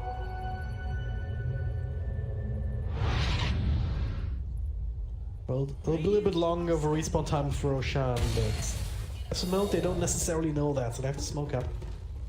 Same time, OG, they have vision on the pit. You know exactly what kind of plan they have. They can claim this high ground. Incredibly hard to walk up there right now. In fact, it's kind of suicidal, so instead, find something else. Hawk flying, C-spot. Sees it, so just take it over. Sure. It's one way to do it. Well, Skylar, come on, man. Oh, the game dodges also somehow. Now pops BKB, and another blink forward. He gets nuts, going ham onto Madara, trying to click into death again. BKB is walking away. The stun overthrow water. He cannot maintain damage on him, so instead it's going to be Z-Freak. Still, Cookie forward, but Madara lives. Z-Freak bites back. Here's the blade, actually. Wow, forced him defensively. He is slowed down, and now it's just been going on again. Rooted, right-clicked, bashed, and killed. And he does not have buyback. He does not have it available right now. Zibba, next to the list of casualties here. He's trying to TP out, and okay, I was gonna say, there's no way that works, is it? And meanwhile, in the back, Cass not even going to bounces. Focus just says, all right, BKB or no, you're just straight up dead. I don't care. What a disaster! He built Satanic, so didn't have buyback. Should mean another free Roche. More aggressive mode, maybe not free Z-Freak. They saw him! What a reward here. I don't know what he was doing. Was he setting up for a Roche steal or something desperate? I don't know. Well, it's a dieback in him. Aggressive mode, like, fuck Roche. I mean, excuse my English, but hey, they're all dead, and well, let's see if we can get some more buybacks, and they'll figure out. Wait a second, there are no buybacks. There's a courier though, and okay, it's fine. They can just get towers.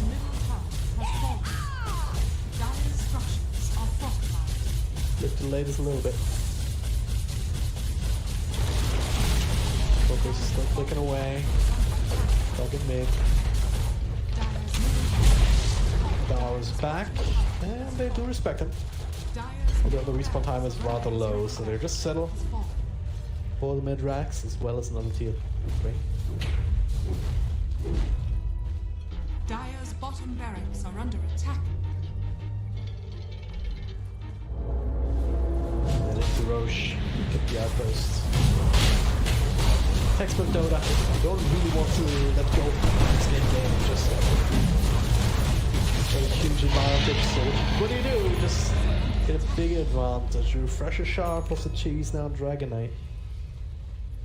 Now I can see an extra Dragon form being useful. Otherwise, you might want to give it over to Snapfire for some extra Mortimer's Kisses or something. There's also a second BKB, of course. New items as well. Found some ninja gear. Getting that playing out, I guess. The Shaco and a timeless relic. Ooh, debuff duration. What do you give that to, actually? If I said it's probably worthwhile. It's much slower, but of course a stun from the Exalt. It's at 1.5 seconds, so that's a little bit longer. Be stunned a little bit longer. Plus a slow and whatnot. Radiant are scanning. Sure, how that works. Extra debuff duration, but it's also, of course, 50% spell damage, and guess what? Mortimer's Kisses does a ton of spell damage. 368 damage per club and 115 burn DPS.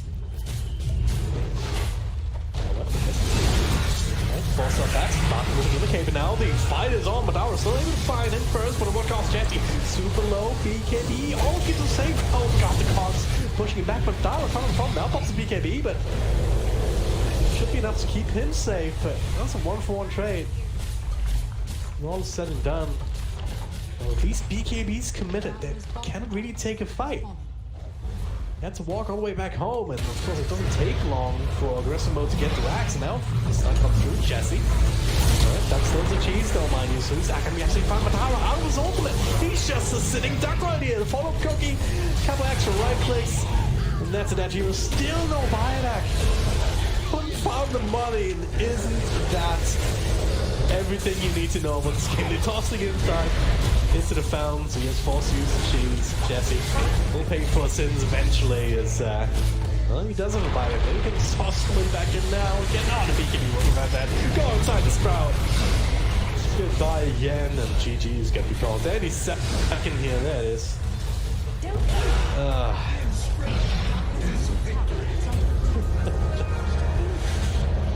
What a game. Yeah, Alchemist, not unbeatable. A few moments in this game where it was a bit touch and go, where aggressive mode would just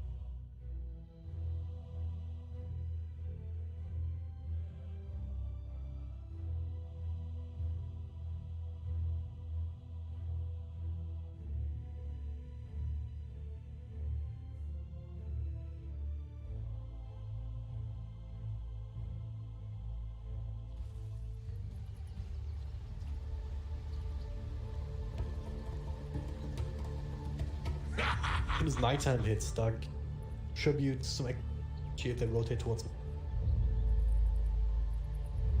For that, it's gonna be a bit tougher.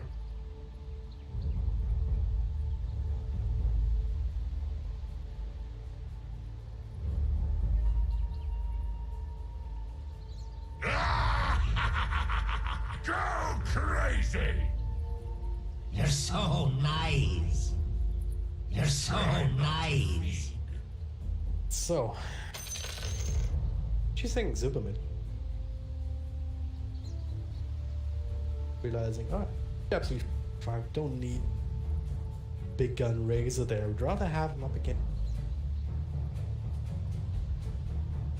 Already reading that this Troll Warlord is gonna be. You gotta be a bit careful though if your load against the Bane Rana. About it. 30 seconds to battle.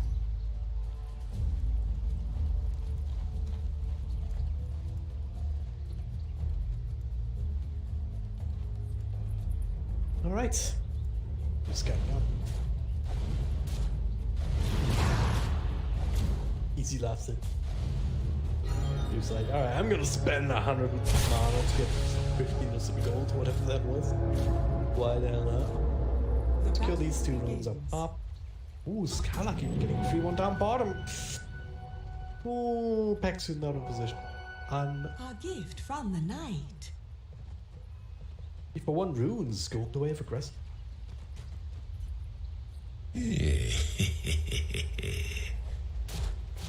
One of these streams, just keep an eye on spot.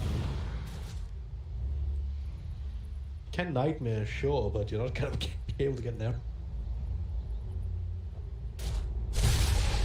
Well, yeah, but I think this is the reason why Z. Right clicking. Hey, Madara is still scared enough to creep the thing. With an advanced focus. One bottom Skylark Anders Tower. You should. Denied. I guess he didn't want to expose himself to the danger of Bane Rana after all. Cube. Oh god, it's a stealth cancel. A little bit too much damage there in the end, it turns out.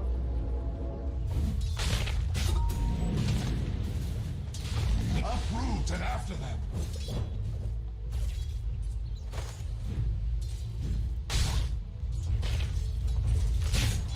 I mean, either one of these, you stick these trains on, this could be very valuable. Sure, I mean, Cube will be able to arrow one of them, but two. You don't want to be arrowing trains, you want to be arrowing these. Be out. Radiant's Wait, you can get turret yours. has been killed. Alex Scurry ends up dying.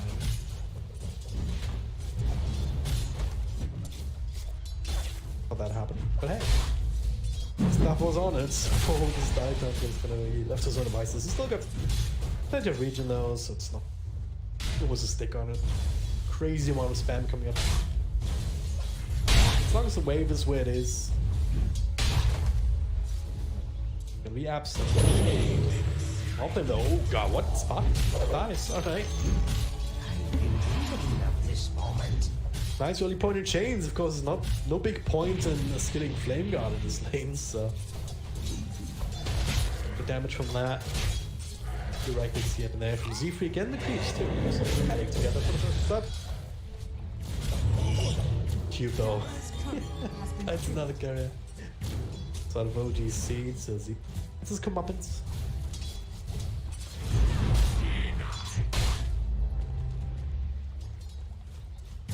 Air. The other side of the map. Gonna help out Skylark a little bit. Try feeling point of his own. He hasn't even skilled Nightmare. No way to set up arrows with that. Chessie. Quite a bit of damage. Pexu could potentially push him back into Chessie. Couple of extra right clicks. Not quite enough damage to finish him before I can make it to take it to the tower. It'll certainly teach him to be in his lane, like Chessie is the god. He's the boss in his lane.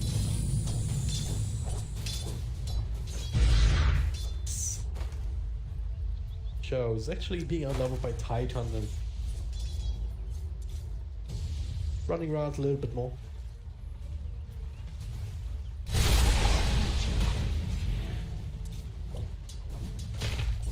So yeah, and we'll just trying to click creeps better than the opponents. Exhibit so far so good in mid. He's hoping for root.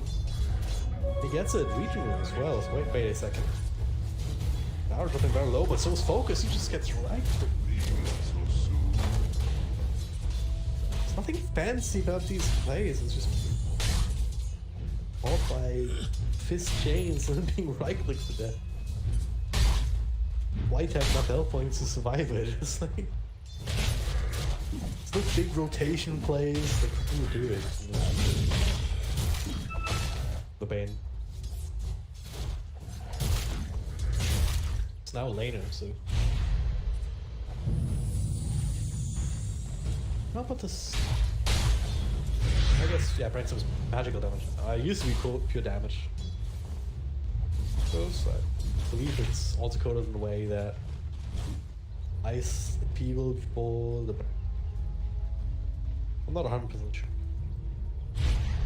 Would make sense though, the way it works. Right, runes 1, 2, 3 for OG. This, yeah. Thanks Vexu for not making me a liar. Without a bottling in the view. Go again, the chain's missing this time. Unfortunate. It was ready for the body block, Zeus has a game. Unable to make it work this time.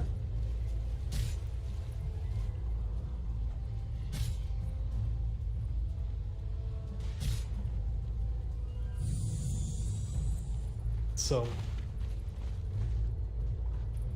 Radiant's courier God save me.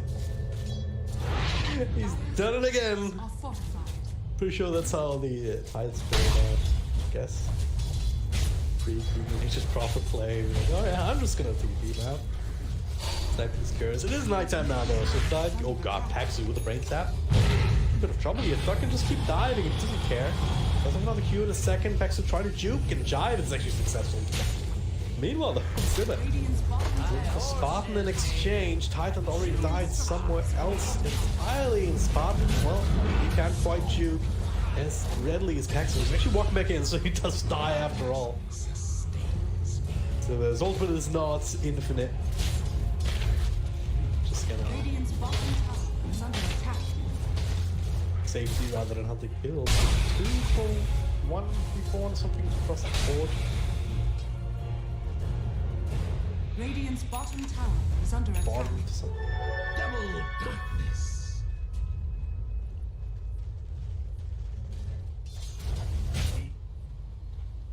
So yeah, nighttime of course is the time when Night Stalker wants to be mine. Himself up at DD and keeping mid. Let's long. He does have his ultimate. He needs to be flying the arrow. He dodged it. He really needed to be for the nightmare there. There's no reason not to. Except he will still die. No ultimate means he's not fast at all, and the target is a DD. Kill is a kill.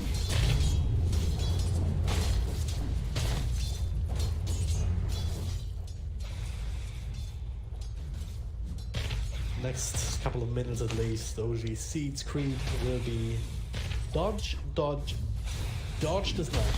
Wherever he is, you don't want to be. Cover for power, maybe you can make an argument there. Is kind of tanky, can also silence it. Oh, the arrow will be dodged. That becomes true, but this time there's plenty of OG.Seed heroes, so you can just screen him. Available for Lycan and maybe. Especially if you can get some body blocks out on Spartan. Big place. Jesse walking back in as well. It's only now start to drain some damage here onto Thug. And oh god, Cube, what the hell? Just trying to walk in and snipe. And Doc trying to do the same thing with the Cube, but he couldn't. Now he has to walk away. One more right click. And it's enough as the creeps can't keep up with him. 650 move speed. Faster than a Night Stalker at night, so once he has Radiant's middle tower has fallen. so yeah, these cooldowns available. So far, this is not really working in a way of aggressive mode's way, but at the very least, Troll Warlord is farming up top. Alright, he's keeping up though, 43 and 11 to 55, 12 net worth wise. It's off at all actually.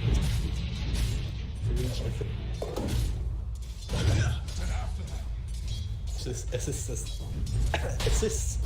Please, Benny. So overall, I'd be very happy with this for.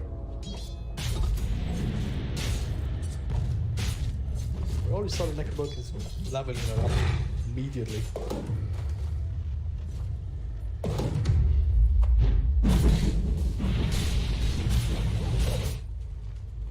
Shovel. Radiant's bottom tower is under attack. Shovel is such a value item. Sometimes you dig up the stupid creep and it gives you a few gold.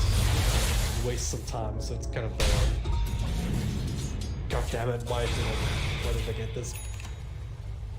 You actually have to use it. Please use the shovel, Jesse.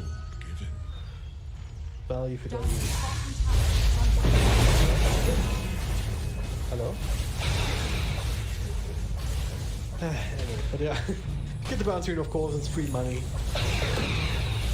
These scrolls also, it's one gold now, you don't have to spend. Salve is also very useful. Ooh, Siegfried, they get him! Just before the TP starts, he's gonna try again, but it's a little bit too much for him.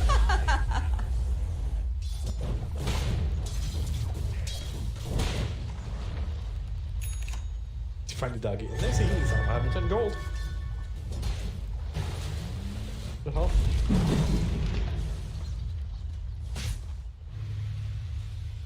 Especially when heroes like Raze, and when you play these heroes, you try and fight, and then you always feel like that.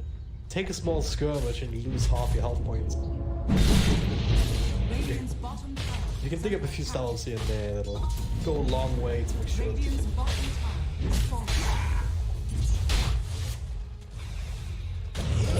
But now this time he's the one with the DD and it's also the one being Fiend's Curve Chassis. Takes some damage away, but Spirit still in trouble. Took an arrow to the face. Still, with that in the silence, 1 remnant, 2 remnant, he's still alive. The chain's over on the Night Stalker. Of course, gets Texas Curry on the way, but now Zibba.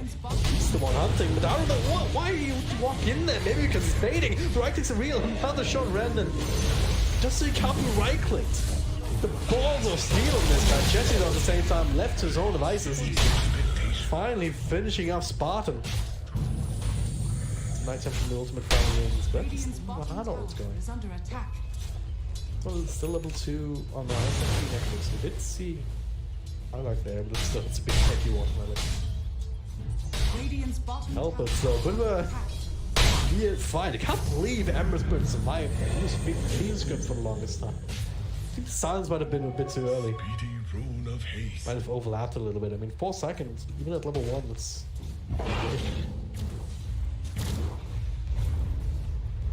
Had to use all 3 remnants and they're both to live. Is now Skylar? Guys, help. So he's like, oh, I'm here. Oh, wait a second, I'm just dead now. Well, at least he kept his friend alive, but Focus alive.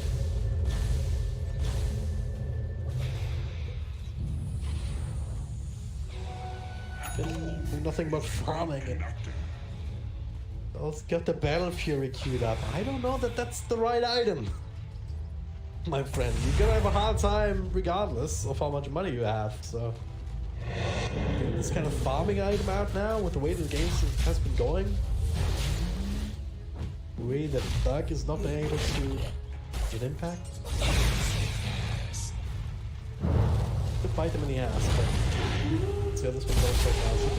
Super in, gets good trees out. As the meantime, Radiant structures are fortified. again, they have their army ready to go. Shapeshift available in a few seconds, and meantime, this tower will fall. We can transition that over to the team as well, relatively soon.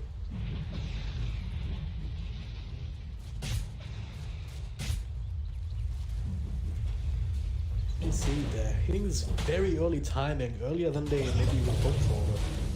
The back of these SIGUL and SIGUL has a good matchup. Daytime Night Stalker for the first 5 minutes also. Gotta have more remnants here. It's slow, make things a bit more awkward, but we're very much alive now. I don't know if this is starting to go down if you don't have everybody to kill. Because there's always a threat of Ravage turning around to deal with. The Nightmare to cancel TP down bottom is check, he's all alone, but he's not alone for long. This Necro creeps here preventing any sort of arrow follow-up, and then Spartan will not even be able to finish that TP. Nice start with his ult up top. Z-Freak TPing out. The void is still there. Mini stun at night to cancel it.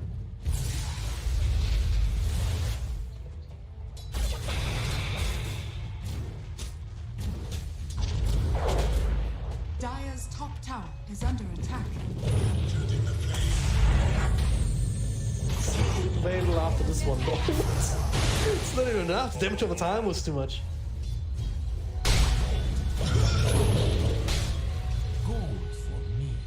Oh boy. Radiant's middle tower is under attack. I mean, there's no reason to go higher just yet. There's still tier 2s to take, tier 1s even though. So focus. Drag back a little bit, but it's with a wisp. A little bit hasty here, so now see Doug. Not have the ultimates, no flying shenanigans. Still very fun. So they have Ravage, there's no Willow Wisp, but this is not a time for them to do erosion. That's Nara. Trouble here, nice little pushback. With the blinding light to give him some space. Again, this is not the time for them to fight. The big team for ultimate. Reach out. Z-Freak off to the side lane on the other side of the map.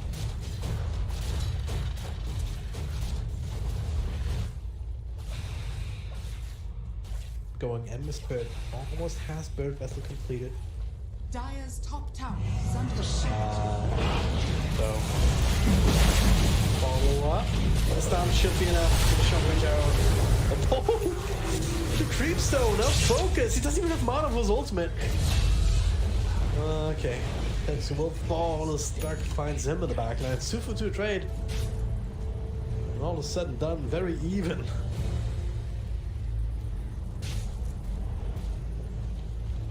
Shapeshift already used, so they can't necessarily. More aggression until night time, so it's always a good option. But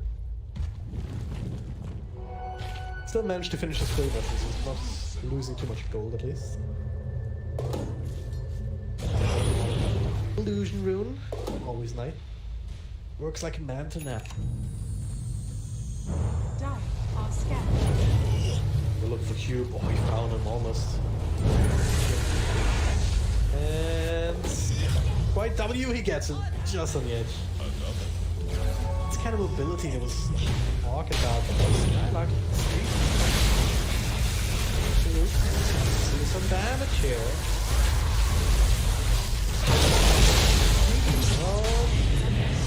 Quite yet, the rush comes through, but no real follow. Let's see, oh, catches a few people. Skarlak dies, so does Spartan. In fact, can't really go in here. He wants Pexu, but he has so many friends. So Thug forces to walk away. The chains catch him though.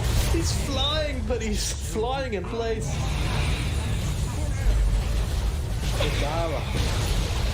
Radiant's top Do tower so is falling. much work on a zero in this game. Just what I Power goes down. You're Probably not long for the world either here. I don't see why they would stop. But at the same time, they kind of split up because he finds another courier. Of course he does. Jesse ultimates the PvP, taking out nearly silence over the troll water. Radiant's top tower is under attack. Jesse starts doing damage to Skyline, but Focus right here back to full health. About trying kite her around a little bit. Now reinforcements over here, Madara ready to go. He just falls again. He's not taking it all. Yes, that's poor Bane. Right there. They're taking a raise in the back actually. Now with full of silence here, they're gonna bring down one. The rules silence. He cannot get out of this one here, but at what cost? They're gonna trade. Zippy goes in, TP with the TP out. The last right click is there to finish him off. Now the Fiend Script on the real like, and the creep's still clicking. Spartan almost there, but not quite. Thug though, the command physical damage. Absolutely crazy. They're not ready for any of this. These are no more ultimate, but will they still be able to finish off Spartan here? Nah, no. Creeps will die, Spartan will somehow survive. Another bloody mess in the bottom lane. The Sea Heroes die on each side. Buying back into tier so 4 for Creeps. Still, money-wise, in.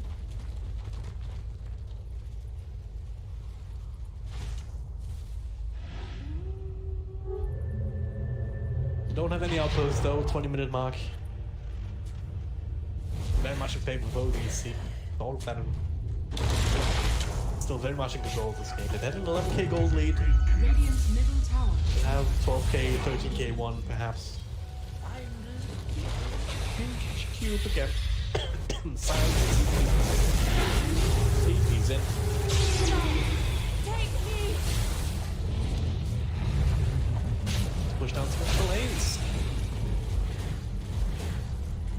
Ball momentarily, mid lane also already being pushed in by Madara.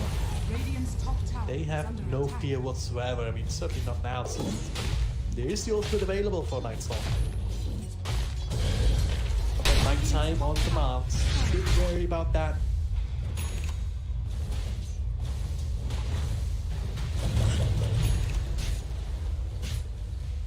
Radiant's top tower is under Very attack. tough for someone to fight into them. Can maintain a good enough spread that a high tempo round with Link cannot ravage all of the heroes that he needs to ravage. Even Rana, the whole pickoff hero, we've seen this combo work out at all this game. The way that they can force to play the lane.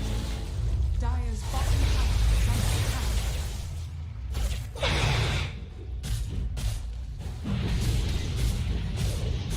Troll Warlord, sure, he's got his Battle Fury. What, Yasha? Going towards Radiant's top getting tower Manta is under style. attack. Not like it's a bad item, but it just seems underwhelming, this hero, with any item that he builds, but at least for free. turns to gray. Full position though. Ultimates. Focus. She even found on the other side of the map another route because Chakra Magic. Now, time to kite. Seal stuck with the ultimate. Both the big drag back into the orb. No, he'll still fall. They find the chains of Thug, slowing him down. Damage is too much on him and on Skylark. Three heroes down. OG.Seed not even breaking a sweat. GG is called. There's no way that any of these humans survive. So, huge 22. That's when the game ended. When the influence were played indeed. OG.Seed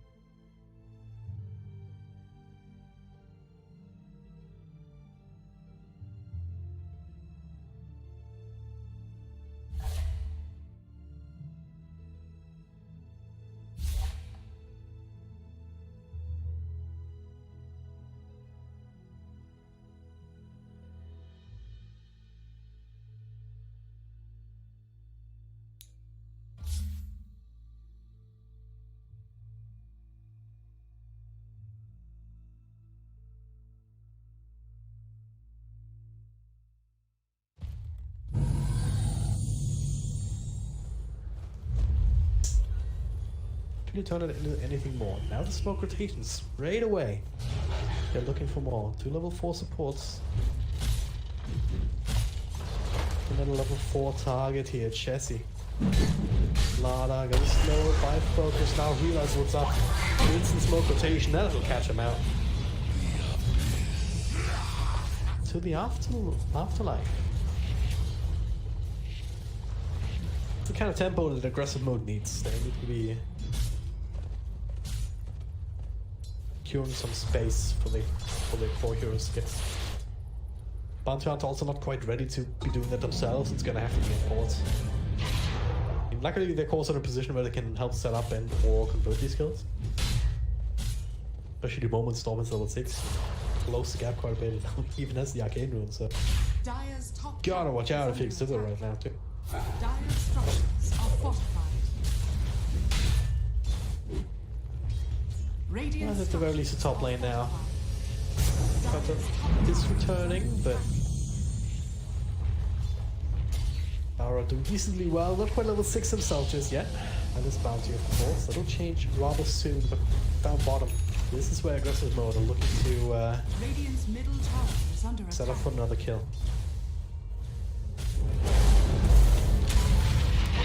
Slow. Looking ready to go. Uses it now, catches Z-Freak, but still on a tower. They're all so much more tanky than this, but Z-Freak still forced to walk away from that. One more click will do it, and there it is. Just before Bash comes out, Chessie tried to run him down. Another sprint in a second.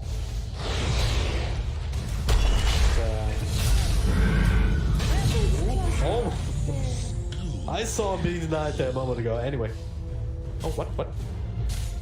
Dara made the rotation in, but didn't even pay attention to that. I couldn't see the neutrals get the live, but getting this Weaver. Barton somehow able to snag that last hit. That is a big deal.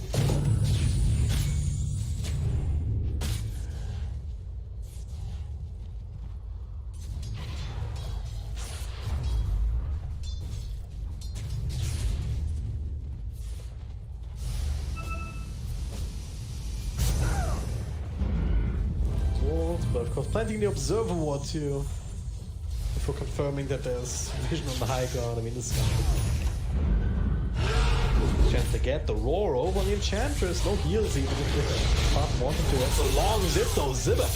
He'll be tracked on return. Didn't realize the Skylark was there too, but of course, bounty hunter, the moment you hit level 6, you're gonna start trying to leverage that. Middle tower is under attack. That's some money going your way.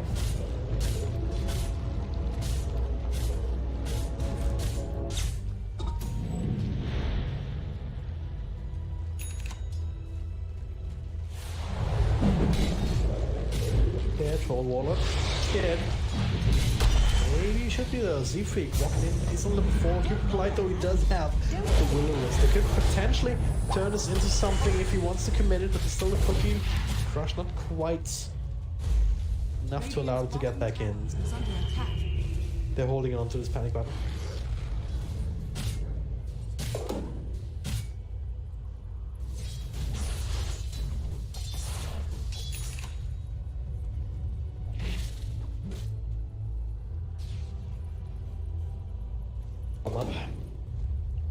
Radiant's middle tower is under attack. Problem is, aggressive mode's cores, they're in a better position right now to do that. Now, committing many heroes down bottom here with the smoke. They will secure this outpost. They'll force some sort of reaction. There's no one in position for OG.Seed to take the top one, so they need to fight for this one very quickly. Double stun comes through. So with a risk to help secure that, make sure that they can get it back in time, but at what cost? They're gonna lose Chessie in return. Roar being thrown up, but all of this damage being taken up by the increased raindrops, and they just have to walk away. Baxter might not have that luxury. Nope, that's a track kill right here. Zimmer next on the list, but a little bit harder perhaps. I would love to get this Zolp tomato as well. 200 gold with that one. Z-Freak, just enough mana. I'm gonna finish him off with this high vision, which is rewarded yet for some.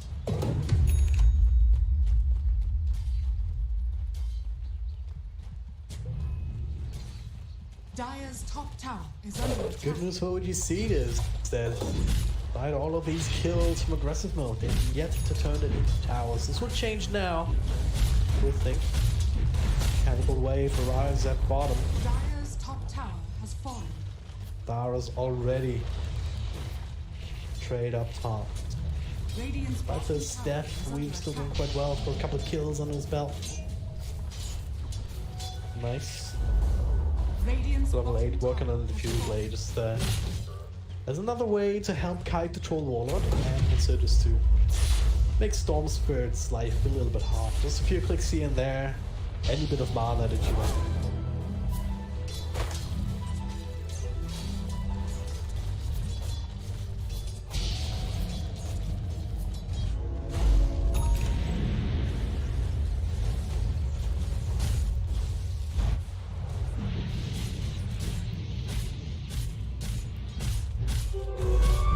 Invisibility.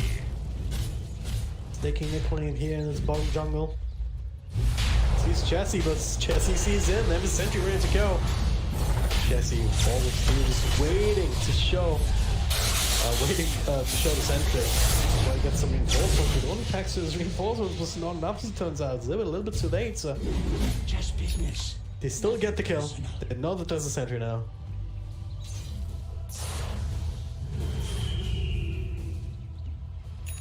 Alright. These small intermediary items quite where he wants to be just yet. All that tanky up against Yanda, who's just continuing to hunt. Not a whole lot of health points right here, has not gone to heal before, but he's doing that now. All it takes for him is run into the sentry. He died, he started fighting one. Now bottom look, full warlords. Only just the wall. There's the ultimate forced out into the lasso, so they will kite him.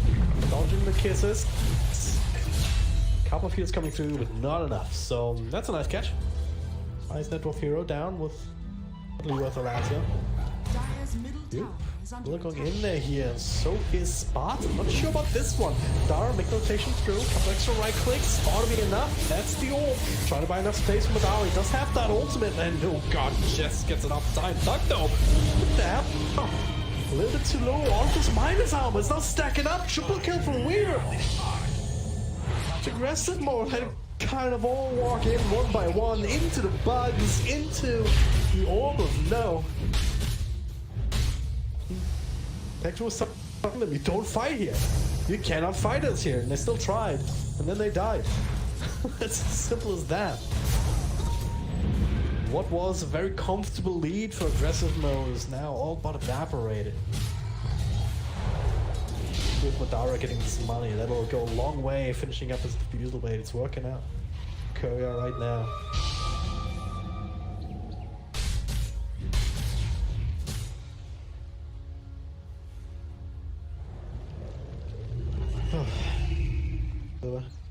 Necro makes sense. Necro level 3 of course gives you that true sight, so if you walk around with that, a much harder time by being annoyed. A lot more careful. Just the Diffusal Blade still. Troll Warlord also has his. One of the reasons for the Weaver, just to make sure that he can't be kited as easily as. Track out the opening. Storm, Skylark. But they knew that there was more reinforcements here, so very smartly. Making super hard, but that now also trying to force out double commitment here perhaps. As there's the backwards coming through. Focus gets rolled up just so they can disengage. One of them is kisses, doing still a lot of damage to Silver here. Skylark. Oh no, Bounty tries to finish him off. But Skylark, he did not have enough burst ready to go right there. So instead, he's the one who's falling spot next to his stuff. Also, a little of that myself, plenty of models. Instead, they focus on the Enchantress. Focus.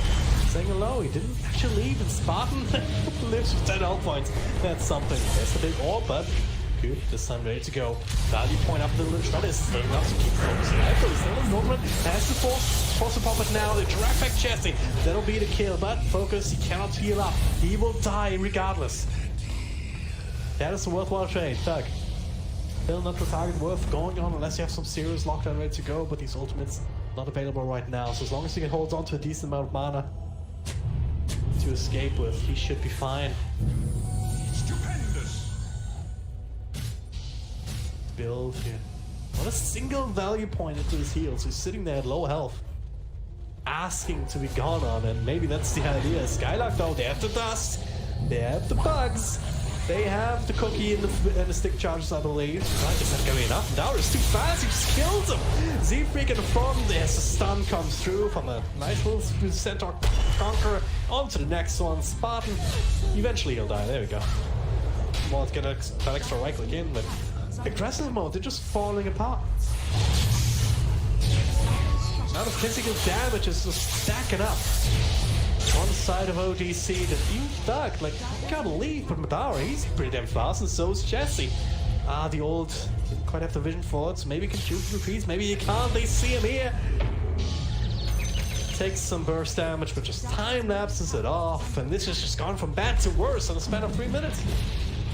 Next might fall here is, focus. Nah, misses too many hits. Horse says nay, Rude. and so do I. Don't be mad. Can't keep like very good hero against Roll Warlord, Madara, Wicked, 6-3 gets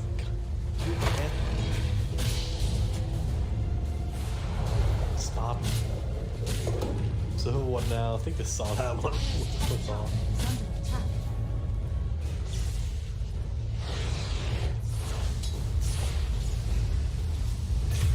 But I think they catch Bat and see if we go all the way around up there. I should have enough vision. The idea of what's going on there. Save. He gets rolled. Yeah. Can't be here.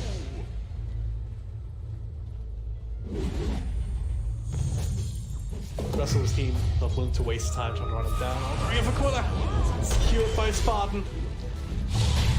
Madara's right here. Takes a while to right click him. No help coming from Spartan. Goes through 10, 1, and 3 right now on this Weaver.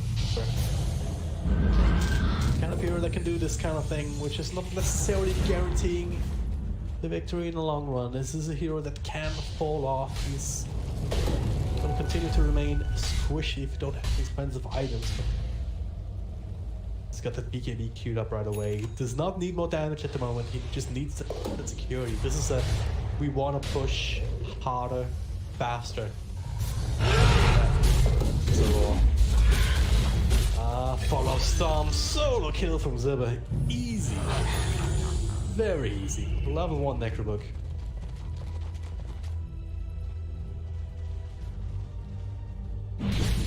Not with damage. Second time this worked overtime. No focus. He's out of mana. He has stick charges. Needs to ult. Dara. Make himself baited in a little bit too much. He said Z-Freak. This happened here. The lasso ult on Cupid. Very juicy target. He got like. He's like, even if he sticks and ults there, they just kite him. Force the ward back into them as so. Correct? Skylark. There it is. Has been killed.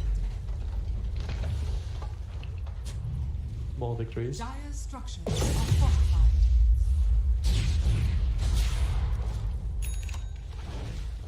Dire's bottom tower is under attack. Dire's bottom tower has fallen. Down.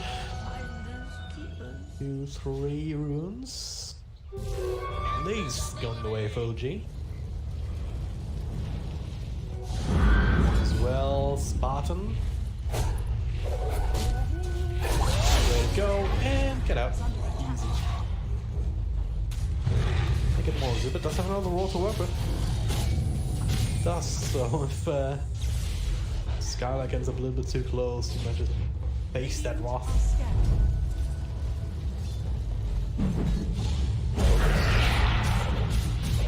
Yeah, I'm not sure why Z-Freak shows there. Must have seen Troll. Oh well. Bit of a derp moment, perhaps. It's the best of it. Alright, yeah. Dodging off to the side, and now Cube. He wants him. He's gonna get it probably, but there's no time lapse. You gotta be a bit more careful, but hey, you've got the backup from Paxu. Cube trying to get rid of the ball, and he does before he falls, but damage might have already been done. Spartan with the back on top of him. You don't need many right clicks to die. Kill him. Depending on your perspective. So, Hamlet's available again. Or there's no fear. No fear whatsoever. So he's there, then catapults. Should be able to chip away at this tier 2 tower. Got no issues. Glyph has just been used as well. Is under attack. Yeah. Dire's bottom tower has fallen.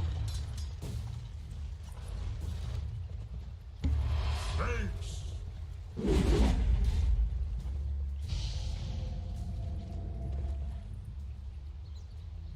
Not been doing a good job dewarding. They saw this ward being planted. They saw this ward being planted earlier. They didn't get rid of it. It's just free money. It's actually free money. Spend 75 for the center. But at this point, 200 gold for the ward. 150 or so.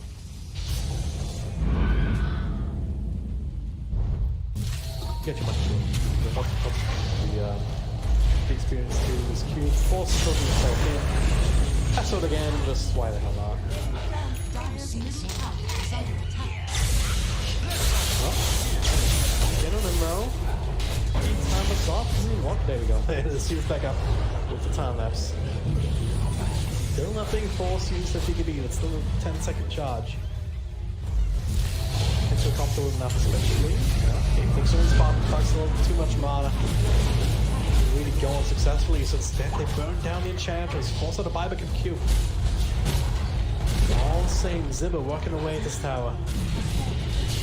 Perfect storm right now for OG.Seed. They have a lot of damage to work with, and really have the kind of team fight also to really. The heroes who really counter-initiate. The only one who could do that would be Thug, but there's no way he can commit and live. All he has is a Bloodstone right now. All that OG.Seed need to do is find a moment to roar him. So maybe Link crush him with the starter, get the bash in. That item available now. Spawn is just dead.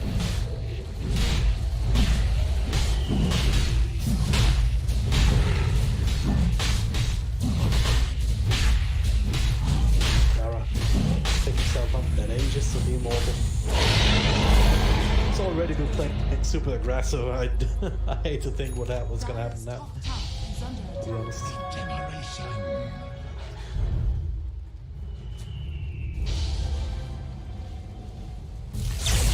Smoked up, focus, being caught alone in the front lines, crush, lasso, and plenty of damage. The X-Founders, the Will-O-Wisp. Just in case aggressive mode wanted to contest this, try and save and carry, but they could not.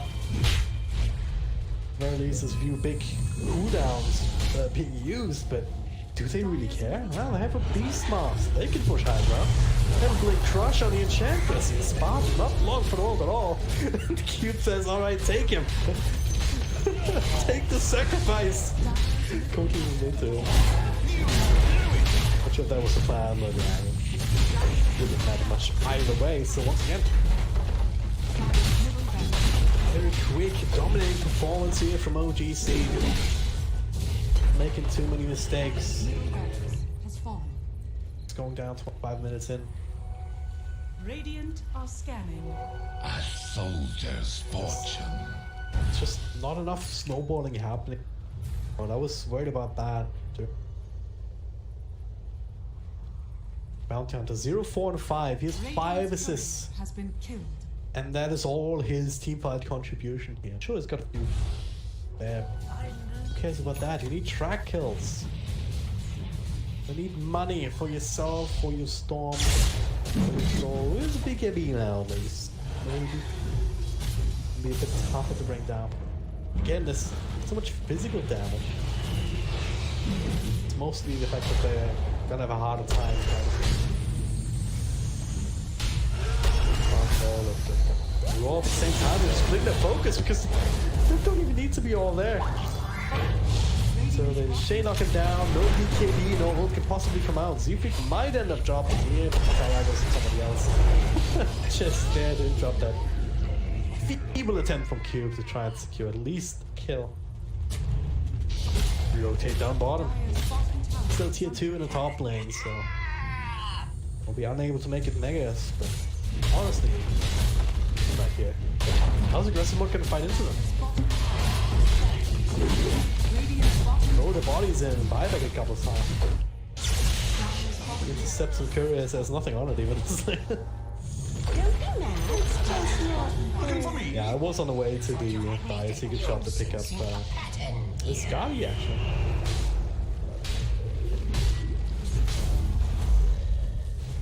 Dara. He's gonna TP to his side, just too good of an item to just have right now. And they need to push out top lane anyway to save. Still have the Aegis to do it with for 1 minute 45 seconds. It will take it. And this is the bounty hunter that they needed. This is like a 4-position bounty hunter just roaming around between the enemy hero and their fountain. And snipe couriers. That's all he's trying to do, and that's unfortunate. If he is still find Paxu? Probably. He's far away from the rest of his team, but they don't necessarily know that. So that 4th though is actually enough to keep it safe.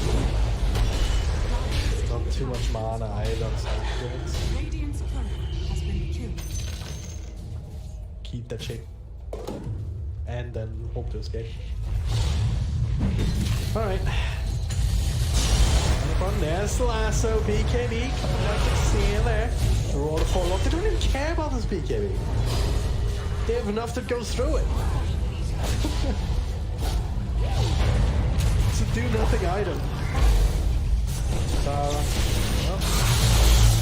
that guy took the Aegis, was about to expire anyway in 30 seconds. Okay, the second time though. Pops his own BKB for the first time this game. They will wish just to keep him safe. Alright. A few cooldowns now themselves, and they don't want to push it. They force out a buyback. It's all means for them taking it.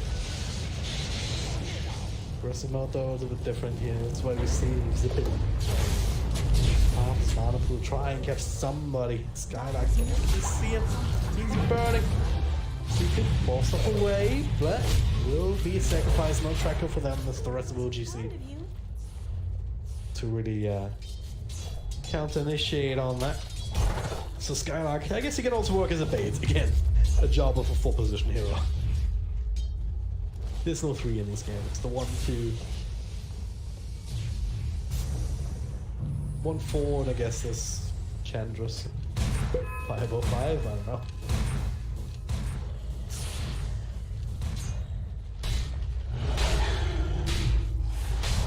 Switch all your spells, BKB. He's even got the enchanted. Spawn in bonus range, and plus you can get the Gemini attack after that anyway, so you've got a very long range damage. There is they don't even want to roll, they don't need to. They need to roll the Storm, bro. Oh no, that was a full wall up when you come with BKB. Storm's still running around as Vidaro's trying to clean up the backlines. Hunter flying back, Vidaro should be absolutely fine. Meanwhile, the other side, Dark, oh god. The lasso just to make sure that he will die. They did get the Beastmaster at least, but Cube. Yeah, it's very optimistic TP there. Still clean him out. 1 by 1, Spark, maybe zip down Madara here. Oh, that doesn't quite connect. See it? Can he get the time to stop? He can indeed. The Storm catches both these core focus. Tried to throw his ultimate, and he will fall. Fuck. Almost out of mana, nothing matters. GG is called. The rest of his team's already dead. He'll join them soon. OG.Seed, dominating performance in game 2, and another one of those. Game number 3. The Dual Puncher take it to the grand finals of the Cyber.bet Cup Spring Series EU.